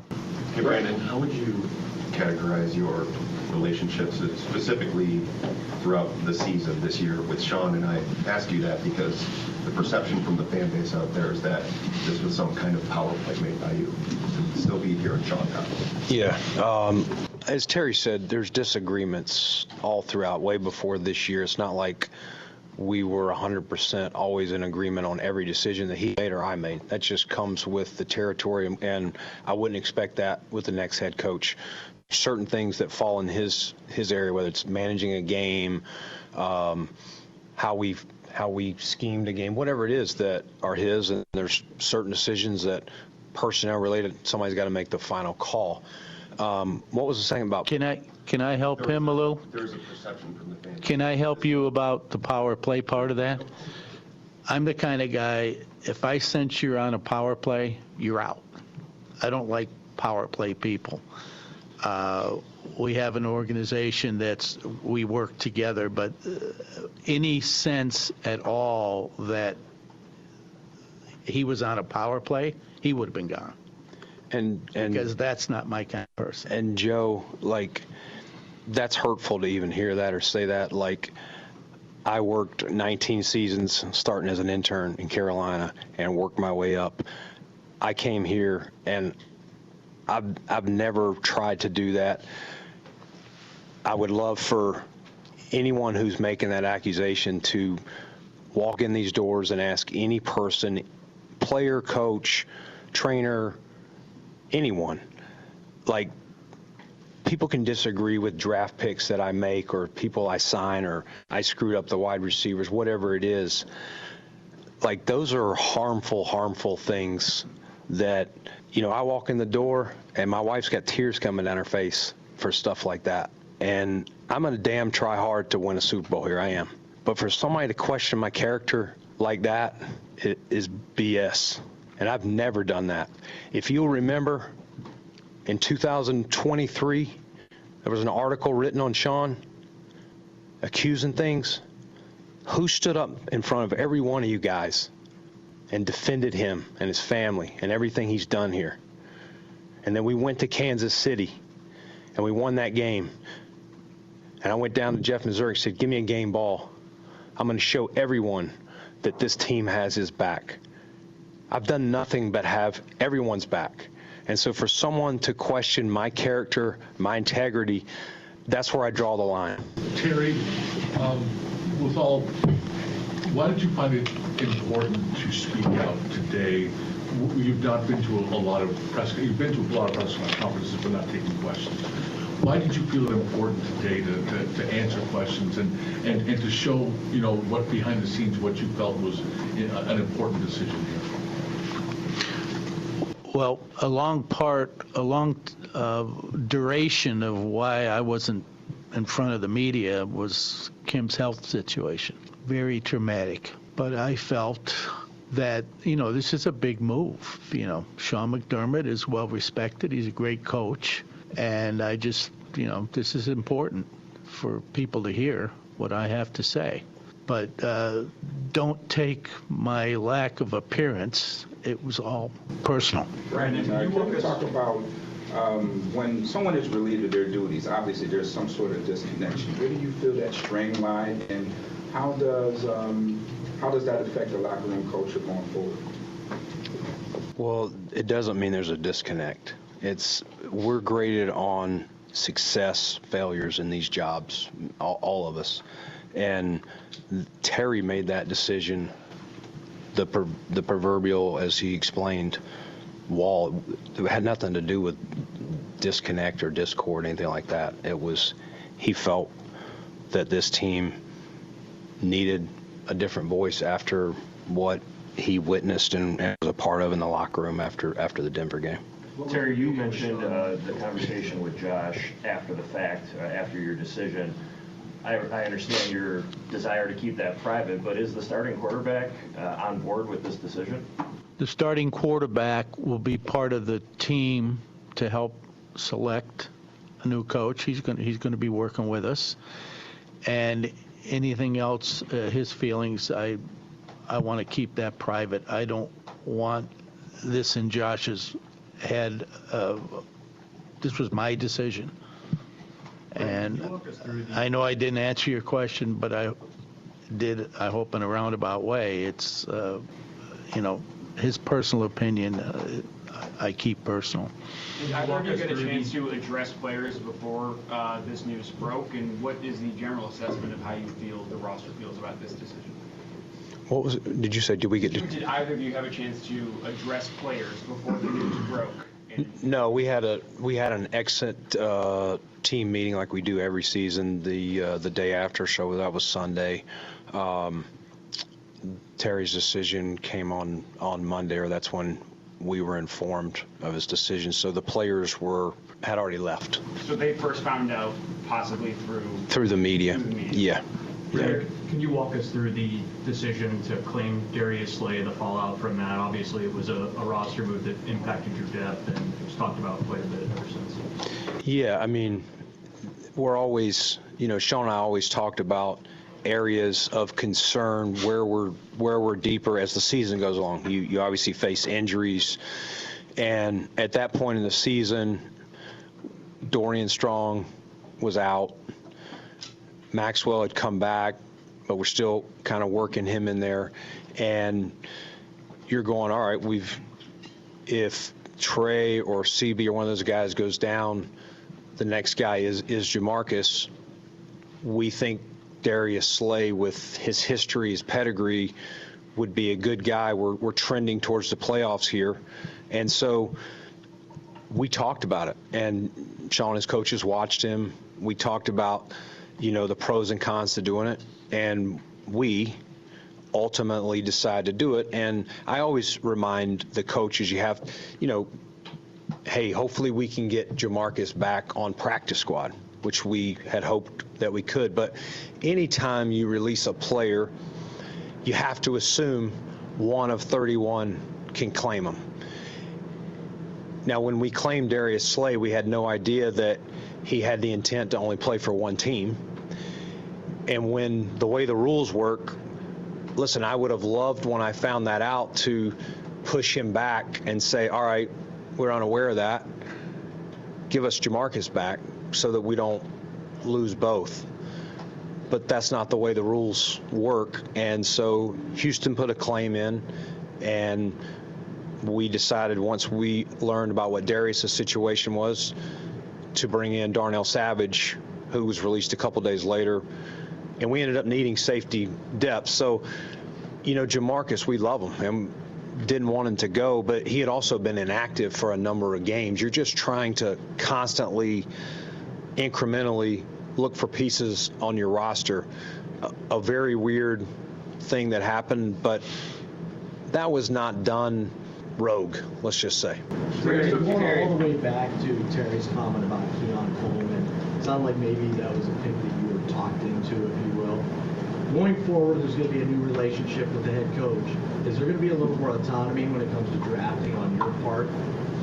Josh, I believe in collaboration. I do. And I want to find in our personnel staff, it's not just me, we want to understand. So when we get a new head coach in here, and we'll talk about schemes and is anything changing on offense, defense, how that'll work, and we'll then look at the roster together and see, did some of these players work better in this scheme or that scheme. But to answer your question, I think the best, healthiest way to find players is that we're as close to lockstep as you can, not me only signing or taking players that the coaches think work or only what the personnel guys think.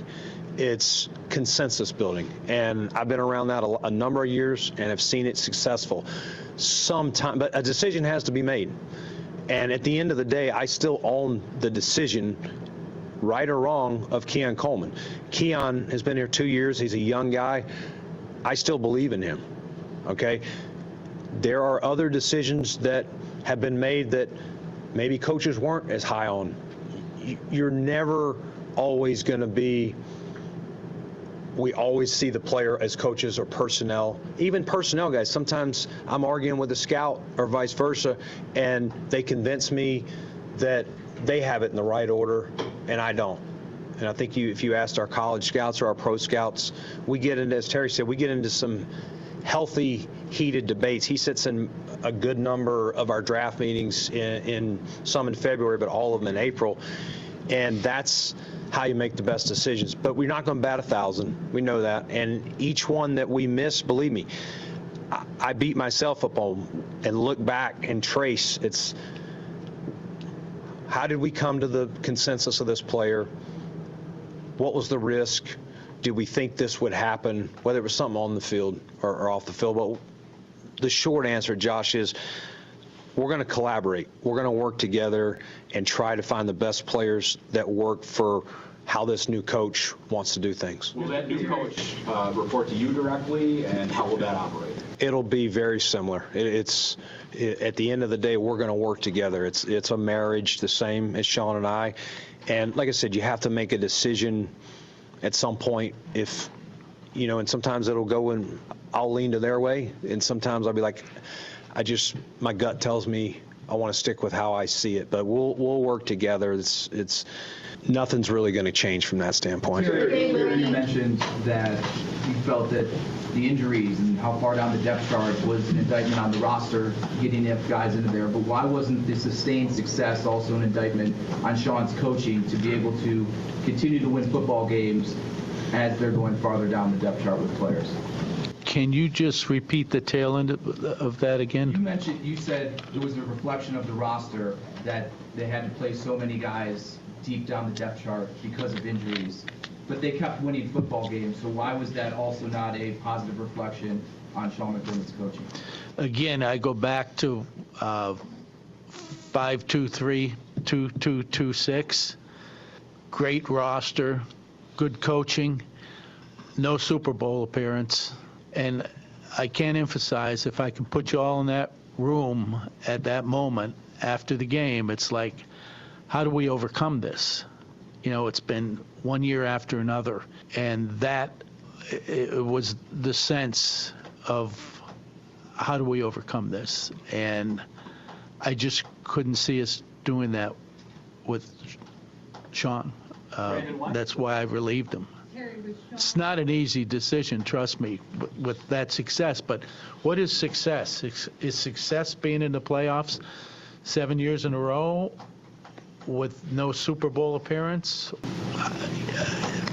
Terry, with Brandon and Sean's success and failures both so intertwined and together, how were you able to distill that Brandon deserves his promotion while Sean is fired? That was my decision. I could be wrong. How much? But it was success with the players. I think we've, I don't know if anybody knows it in this room, but Josh Allen wouldn't be here if it wasn't for this guy pushing and pushing, and pulling a Houdini in that draft to get to the position where we could pick him. So, that was my decision. Mr. P, how much does the responsibility for coaching versus roster construction, clash when they don't reach that expectation? Say that again? How much responsibility goes into coaching versus roster construction when making that decision? When expectations fall short, how much does it go there? How much responsibility goes into coaching versus roster construction? That's a hard question to answer. I don't know the answer to that. I really go ahead. You've received $850 million in taxpayer money for the new stadium. You have a new stadium that is sold out in PSLs. Going back to John's question earlier, you have not been accessible to the media and by way of that to the fans in several years. Do you plan on being more accessible in that regard for both of your franchises moving forward? I think that's a possibility in the future. I can't even go watch my daughter play tennis. She's got to number 3 in the world, and I've been to like 2 of her matches in the last 4 years. We have issues in the family, but I can see me being more available in the future. Yeah. Brendan, to clarify, will the new head coach be reporting to you? Yes. And then with your new role, would you look at hiring someone to have the GM role and you take on more of the football ops role from a bigger perspective, or are you planning on keeping both roles? No, I'll be the GM. It's a very similar. You're going to see we're going to operate very similar that we've been doing. Brandon, how do you move forward? How do you move forward with Keon Coleman at this point? Already the headlines and the shows are he wasn't your pick. That's what's being said now. No, he was my pick. I made the pick. Terry's point was that we might have had it in a different order of personnel versus coaching, and I went that way. But ultimately, I'm not turning a pick for a player that I don't think we can succeed with. So don't misunderstand that. Keon Coleman is a young player that has been here 2 years, has 2 years left on his deal. It's up to us to continue to work with him and develop him. It's not, his issues have not been on the field. They've just been maturity things that he owns. I give him credit. He owns, he doesn't make excuses, which I appreciate. And you know, the crazy thing is, at this time last year, we kind of went through where he was trending up. He had the injury. We were a little disappointed in how he came back. He busted his tail, had a great offseason. You guys were at training camp. He had an excellent camp, no matter who he went against, made a bunch of plays. The Ravens game, obviously, he ends up with 100 and whatever yards. And you're right, man, this kid's going to take off. But some of the maturity stuff got in the way, and you can naturally lose confidence in teammates or coaches, and that's understandable. It's up to us, and he and I had this conversation, and I'm sure he did with his coaches as well on the way out, of, all right, you got to hit the reset again and attack this offseason the way you did, attack training camp the way you did, and don't let these maturity issues get in the way of your playing time and your production on this team. And so that's where we're at with Keon Coleman. But we still believe in Keon Coleman here, and it's up to us to develop his talent so that he can help us win games. Let me talk about this issue. There's not one player on our team that somebody else could have been drafted in their place because of others' opinions. So we listen to the coaches, the GM has an opinion, some of our scouts, I have my opinions, but I don't think you can look at one player, even Josh, where somebody thought we could have drafted so-and-so here. So what I was trying to show with Keon was we collaborate. There's different names available at every draft pick that we could have selected. Brandon, I know you mentioned the character stuff when you were talking to Joe specifically, but there is a section of the fan base that will say the wrong guy was fired, and that would be an indictment more on the roster than on the coaching. What would you say about the roster and the people that think this roster is not good enough, and that's why this team has fallen short? Matt, like, I believe in our players, okay? Is there things that I can do better? Yes. We're always looking to improve our roster. Back to the Darius Slay thing. It's a 12-month process, okay? I'm always going to defend our players, okay?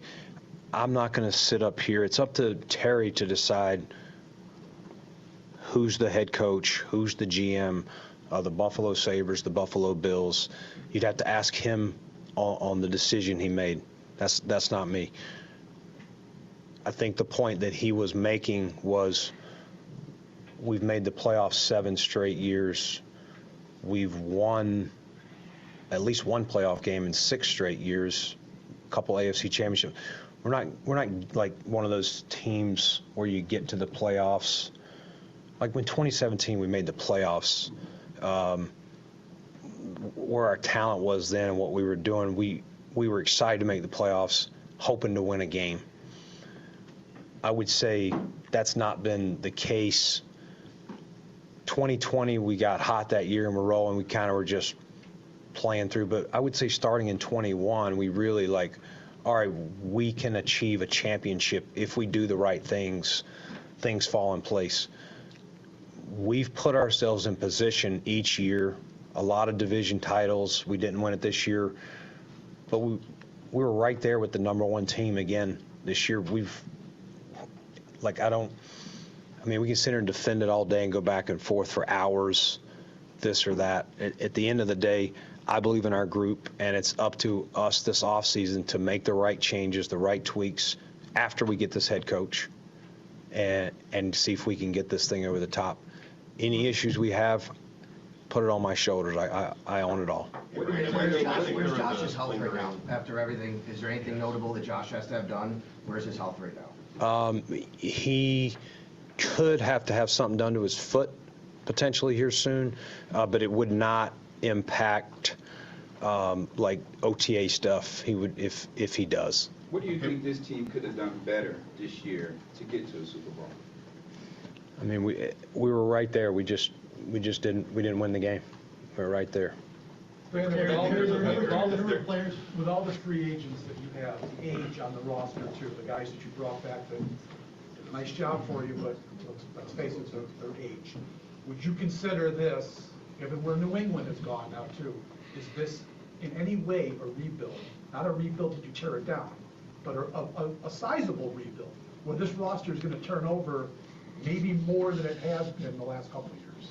Good question. I think some of that is going to, I mean, obviously some of it's going to be dictated by salary cap, and guys are free agents, so they'll have opportunities to see what their value is and what we can afford within the cap. We'll still have to get under the cap before time. So we'll have to get those moves made, but part of the roster will be when we get this coach, like, does any style change? Like, just for example, do we hire a defensive guy that wants to run a 3-4? Well, that could change some personnel things.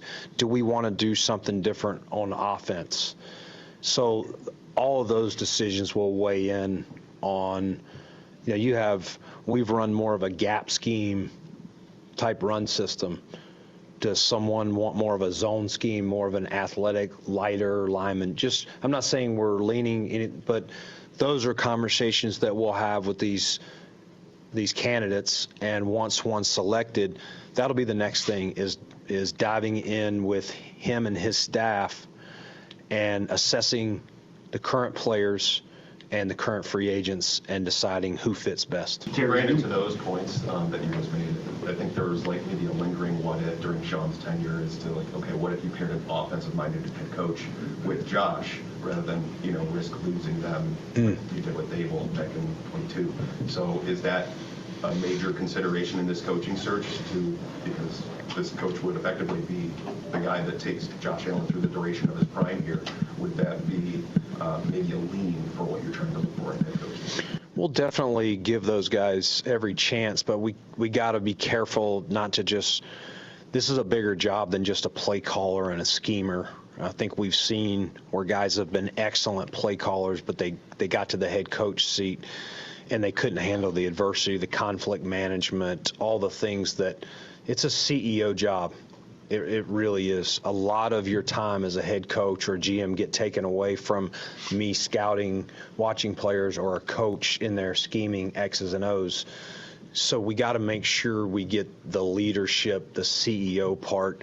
So not far enough down the road. I mean, we haven't even started to know that, but I get your question. Terry, you mentioned that you made this decision based on what happened in Denver and your feelings from being in the locker room. Had you won that game, would Sean be the coach in 2026, or would you have made this decision if you lost in the AFC Championship or lost in the Super Bowl? I don't want to speculate on that. It is what it is. I don't want to speculate.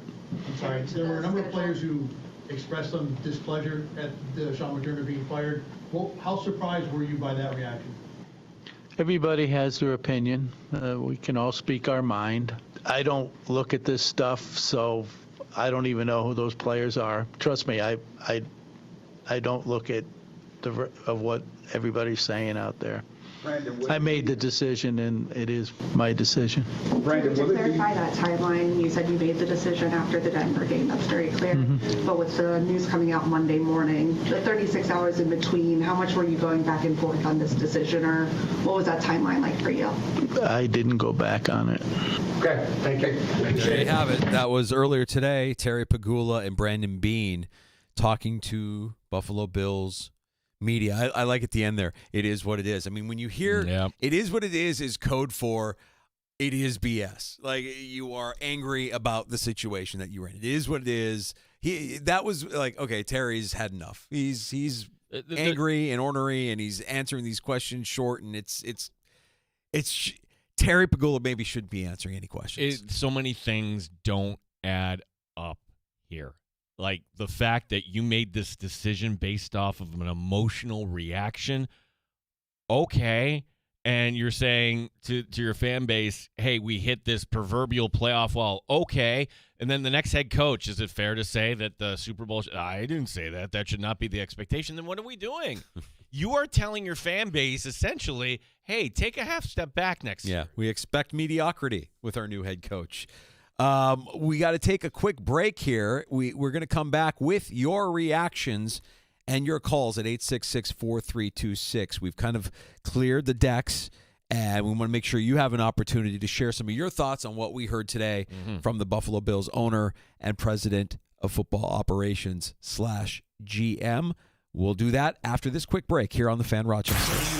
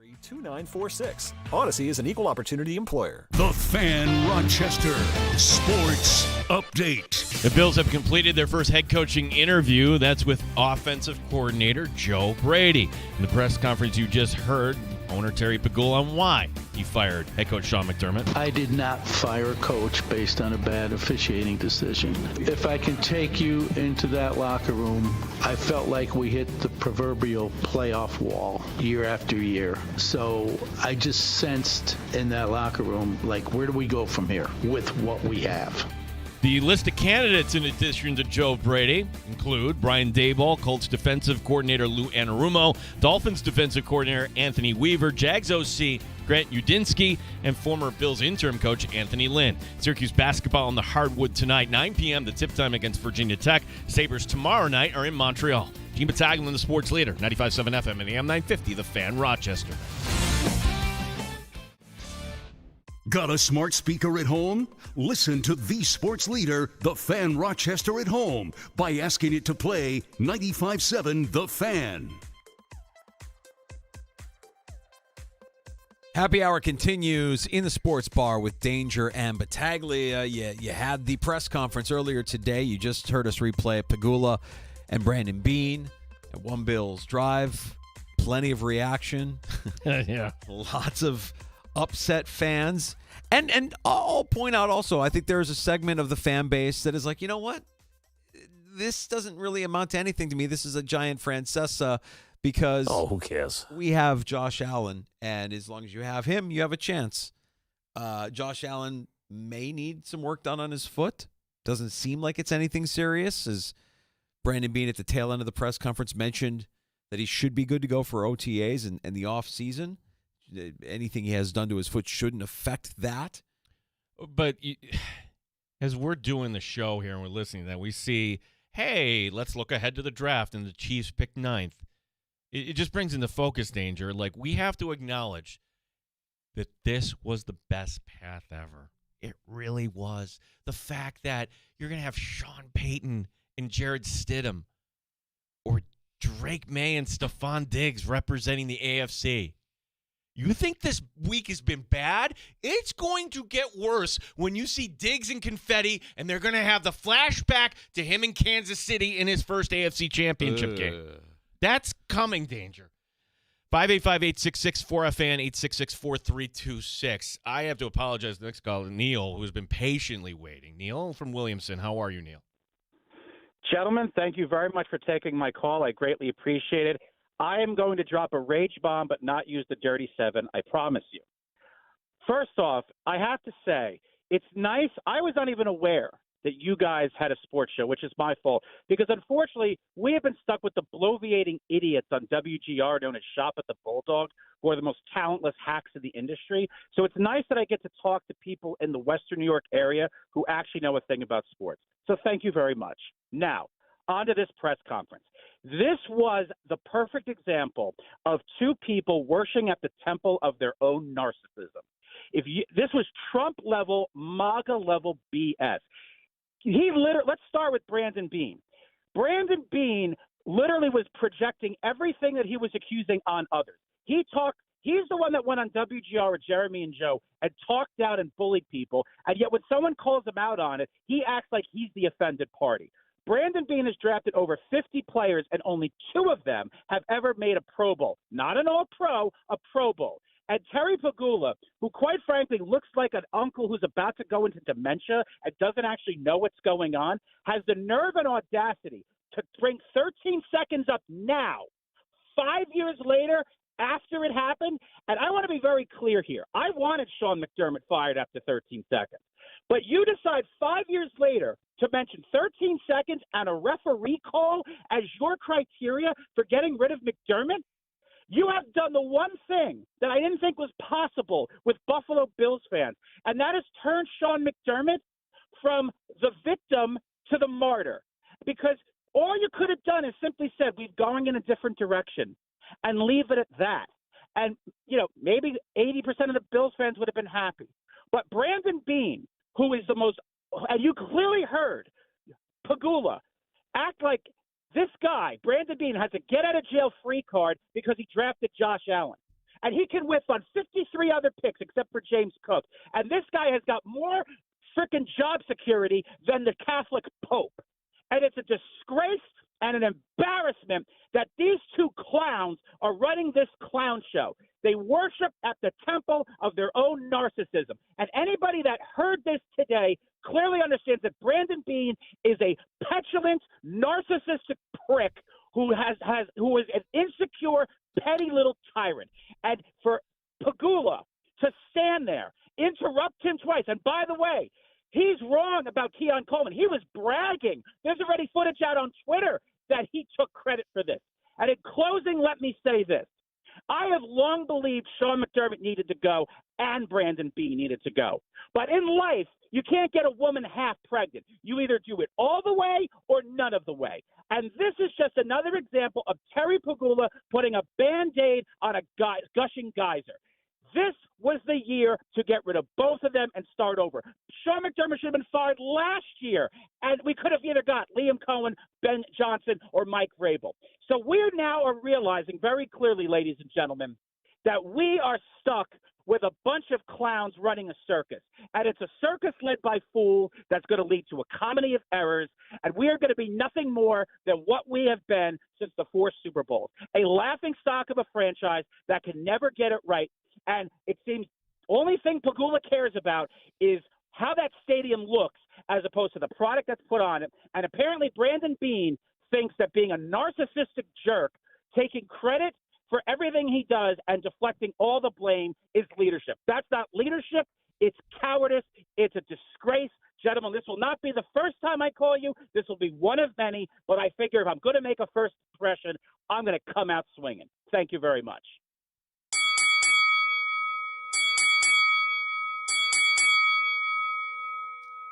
Calling the Take of the Year race over on January 21st, 2026. Neil. Wow. There are a lot of people that feel like that, Danger, but that can't come out of the gate swinging like that. Neil, I'm gonna grade you a 9.9 only because I don't want to get into any match with Buffalo. We respect. We're them, family. blah, We're blah, all blah. owned by the same company. Yep, That's our sister station. But I'm happy that you found us. Yeah, thank you. Yeah, thank you. And if you like our show, tell a friend. Tell somebody. But Neil, call back anytime. Tone deaf. There's the two of them. He's right about that. We talk about billionaire owners all the time. We call them aliens. They live a life that us mortals cannot comprehend. We cannot begin to comprehend the life of Terry Pegula. The wealth, the ability to get whatever you want, whenever you want, however you want it. You rarely hear no. You have people throwing things at you like, I don't know, just under $900 million to build a new stadium.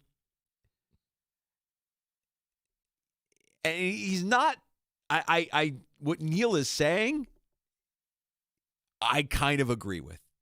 I think you, in that role, that alien role, you are going to, at minimum, come off as a bit narcissistic.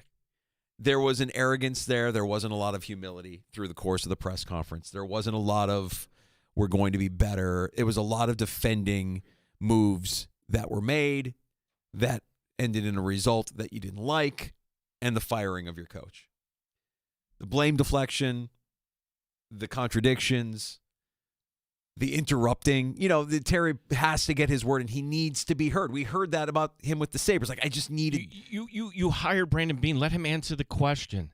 And for him to cut off and just take away any trade value you would ever have with Keon Coleman. If you wanted to move him, good luck now.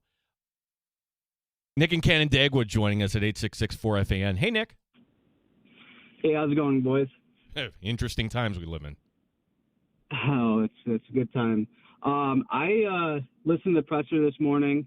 I could be one of few, but I loved it. I thought that Terry taking ownership of him being the guy to fire McDermott and not really putting any blame on Bean, that kind of gets really down the line.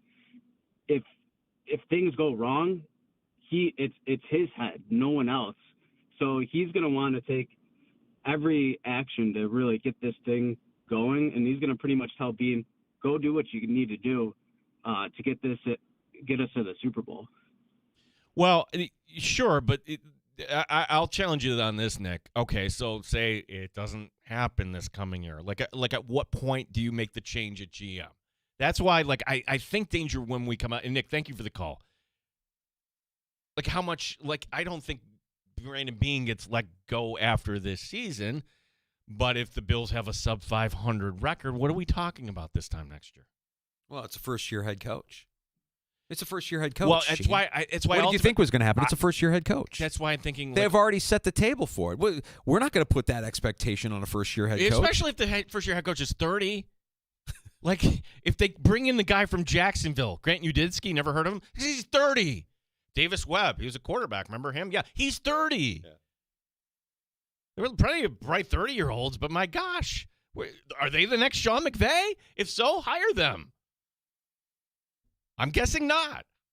Did either of them have a cup of coffee with Sean McVay? If they did, then I'm interested. Well, Udinski, not exactly, but he came up through Kevin O'Connell, who. Okay. Yeah, there's that. He's part of the tree. Yeah, he's in there. Look, I could get where you're coming from if you heard that and you liked it because, and I said it earlier, I do think it takes a lot of courage to make that move. To say we're going to fire the guy who just hasn't been good enough, even though he's been very successful for us. I'll give him credit for owning that and for doing that. The rest of the press conference to me felt like a PR stunt for Brandon Bean, a defense of Brandon Bean, a grown man who's been in that setting countless times and in rough settings countless times with the media. And knows how to handle it and gets through it. Doesn't need Terry Pagula interrupting or, hey, let me set the record straight. Let me tell you exactly what happened. I'm here to tell you the truth. Don't say it, man. Just let Brandon Bean do his thing. Stay out of the way. I actually think if Terry Pagula is meddlesome as he came off today, then yeah, I think it's going to be a rough season for the Buffalo Bills. If he gets out of the friggin' way and lets Brandon Bean and his guys and his new coach do football things, I feel better about where the team might be headed. Well, it just says, hey, Sean McDermott was covering up a lot. Oh yeah, for sure. And when you have a quarterback, that masks a lot of dysfunction as well. And you, at minimum, you have a quarterback. And a lot of Bills fans probably feel the same way. Hey, I didn't hear anything in that press conference. Don't grip. It's fine. It'll be fine. Yeah, it'll be fine, but is this a desirable location? I could make the argument that Pittsburgh is a better job. I can make the argument that Baltimore is a better job than Buffalo. I can't go as far as Cleveland, but the idea that if you took Josh Allen out of the equation, what is the redeeming quality for this job? Hey, a fan base that loves you? No, I'm sorry. That doesn't factor in anything. Joe Brady, first to complete the job interview for head coach. Did they, at the end of that, ask him to clean out his office danger? And simultaneously, a report that the Browns have shown an interest in Sean McDermott. He was a finalist for their opening in 2016. You may recall. McDermott's going to coach. Oh, yeah. He's going to coach. Like, I go back to Flutie Johnson, how, like, all of a sudden people were wearing Charger gear in our town. Like, if you don't like the new hire, I mean, is that going to, especially if it goes to a team that maybe there's some sort of fan base here in town? I would throw the Raiders into that mix. I'd throw the Browns in that mix. The Steelers are interesting. Like, that would be one where he could go and potentially, I don't know, be there 10 years. Find a quarterback. They do have their longevity to sell. They don't have a quarterback to sell. I also hear that Shula might be in line for that Steelers job as well, defensive-minded head coach there from L.A. We'll find out more, obviously, as the postseason starts to wind down. We have time for one more? Brad in Rochester. What's up, Brad? All right, Brad. Hey. Terry Bagula today showed why he shouldn't be in front of a mic. That's the simplest thing I can say. He said, "Hey, I'm here. I fired McDermott on to Brandon Beane." That would have been great.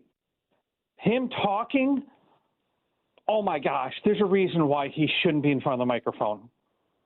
It scared me, made me cringe as I'm hearing him tell the story of, the emotional thought of everything. No, I believe it's a power struggle between Beane and McDermott, and Beane won. And did a great job with this press conference to try and cover it up. And it didn't work. A lot of the smart fan base sees through that. I mean, they did McDermott dirty by not even doing the courtesy of letting the players know before social media heard about it. Yeah, we haven't gotten to that. Yeah. That is just unreal. Yeah, can you imagine what that would have been like for all the players? Brad, thank you for the call. Like, probably just like us, like, wait a second, let me check this is real. Then your phone blows up. Yeah, to find out that your head coach was fired via social media is less than ideal. Love the emotion. Love the passion. And tomorrow's a new day. We will be back to talk more about it, and we'll see what develops in the next 24 hours. And as always, we appreciate you stopping by the sports bar. And, man, today is another one, another day in a long list of days that you can look back and remember. Like, we'll always remember where the wasn't privy press conference. This is on that level. This is absolutely on that level. The Doug Whaley press conference. Tomorrow on the show. More on this. Let me just sneak this in. Josh Jones, 7-year extension with the Sabres. I'm sorry, who? Excuse me. Josh Doan. Josh Doan. Yeah. Nice player. Yeah. Tomorrow we'll catch up with PJ Glasser, who moved it. We'll have more Bills reaction to this, more on the story as well. If you missed the show, Odyssey app, easiest way. Yeah, and I'll get this up on the pod as well. You can find us wherever you get your shows. Just search out the Sports Bar or check out our YouTube channel, The Fan Rochester, where we stream live every afternoon. You can go back and watch any part of the show that you may have missed. We appreciate you listening. We'll talk to you again tomorrow afternoon starting at 3 o'clock here on The Fan Rochester. Stand by for BetMGM tonight with Brad Evans on The Fan Rochester. You're listening to The Sports Bar with Danger and Battaglia. 95.7 FM and AM 950. The Fan Rochester. Vision Buick GMC has 2026 reasons you'll save when you buy from us. Reason 1389, we have an incredible selection to choose from. Reason 111.